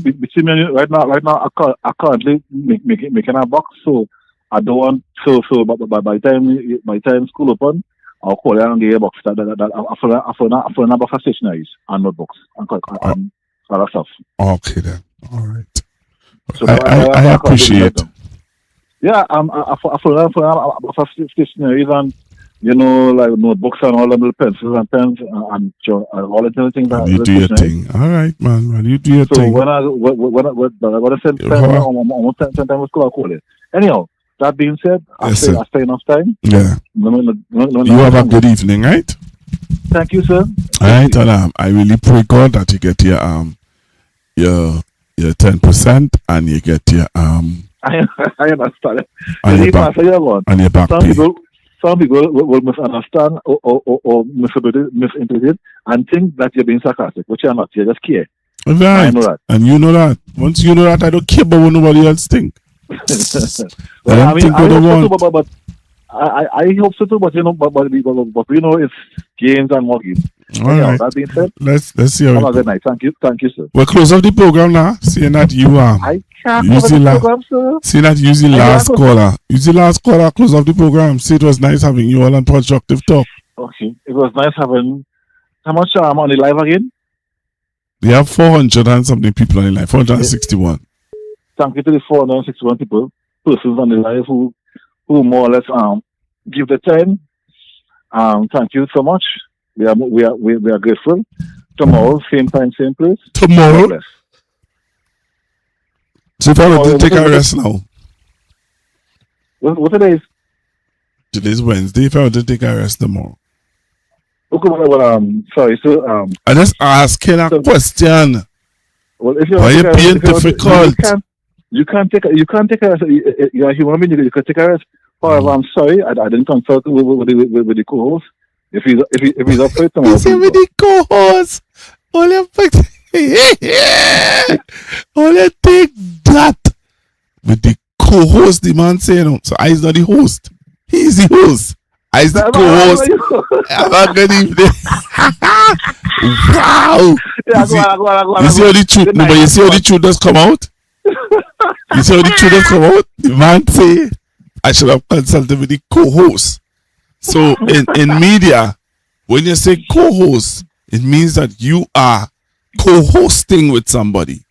You are not the body. The host is 10% and the co-host is Pastor. It's Pastor Google. Good night. Hey, you know what? You know what? Between me and you, brother, I want to come and set up a studio by you. All you have to do is get a laptop. I come and set up a studio by you. And when I can do the program, or I can co-host now. I can co-host with you. You have a good evening, yes, sir. Okay, thank you. Have a blessed evening.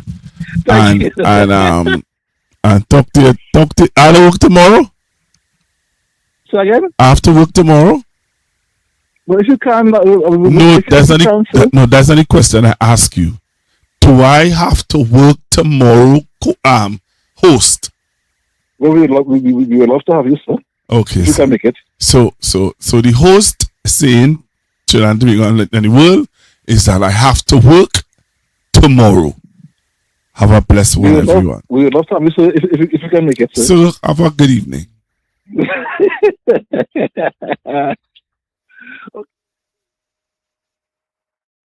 The information provided by the speakers and or presenter on Facebook and YouTube is for general informational purposes only.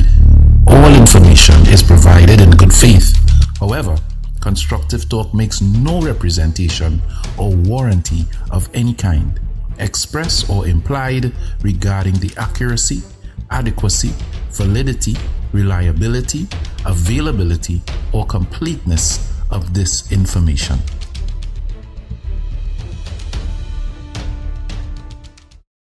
The Constructive Talk team with Pastor Google are asking for your support in their back-to-school drive. Let's help the less fortunate children get ready for the new school term. Donations of notebooks, copybooks, stationeries, and book bags would be greatly appreciated. Show your love, show your generosity by contacting 464-703 and we will organize collection of your donations. Thank you from the Constructive Talk team. And remember to be kind, be generous, and be loved.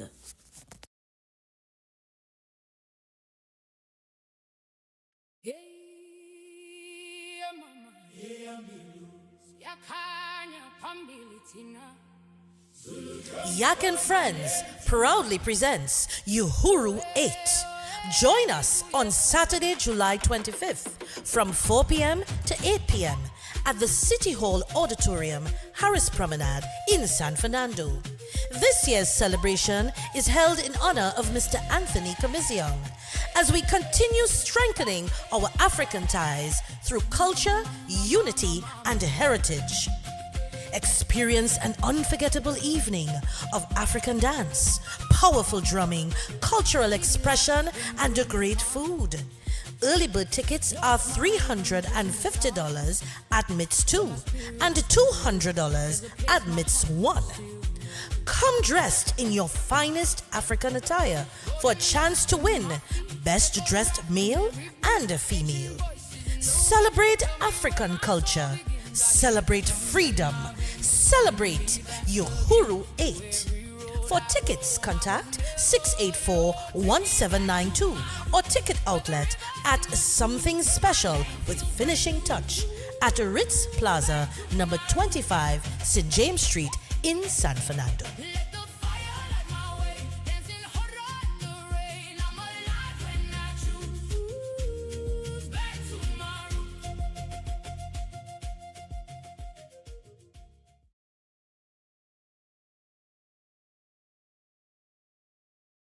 The Constructive Talk team with Pastor Google are asking for your support in their back-to-school drive. Let's help the less fortunate children get ready for the new school term. Donations of notebooks, copybooks, stationeries, and book bags would be greatly appreciated. Show your love, show your generosity by contacting 464-703 and we will organize collection of your donations. Thank you from the Constructive Talk team. And remember to be kind, be generous, and be loved.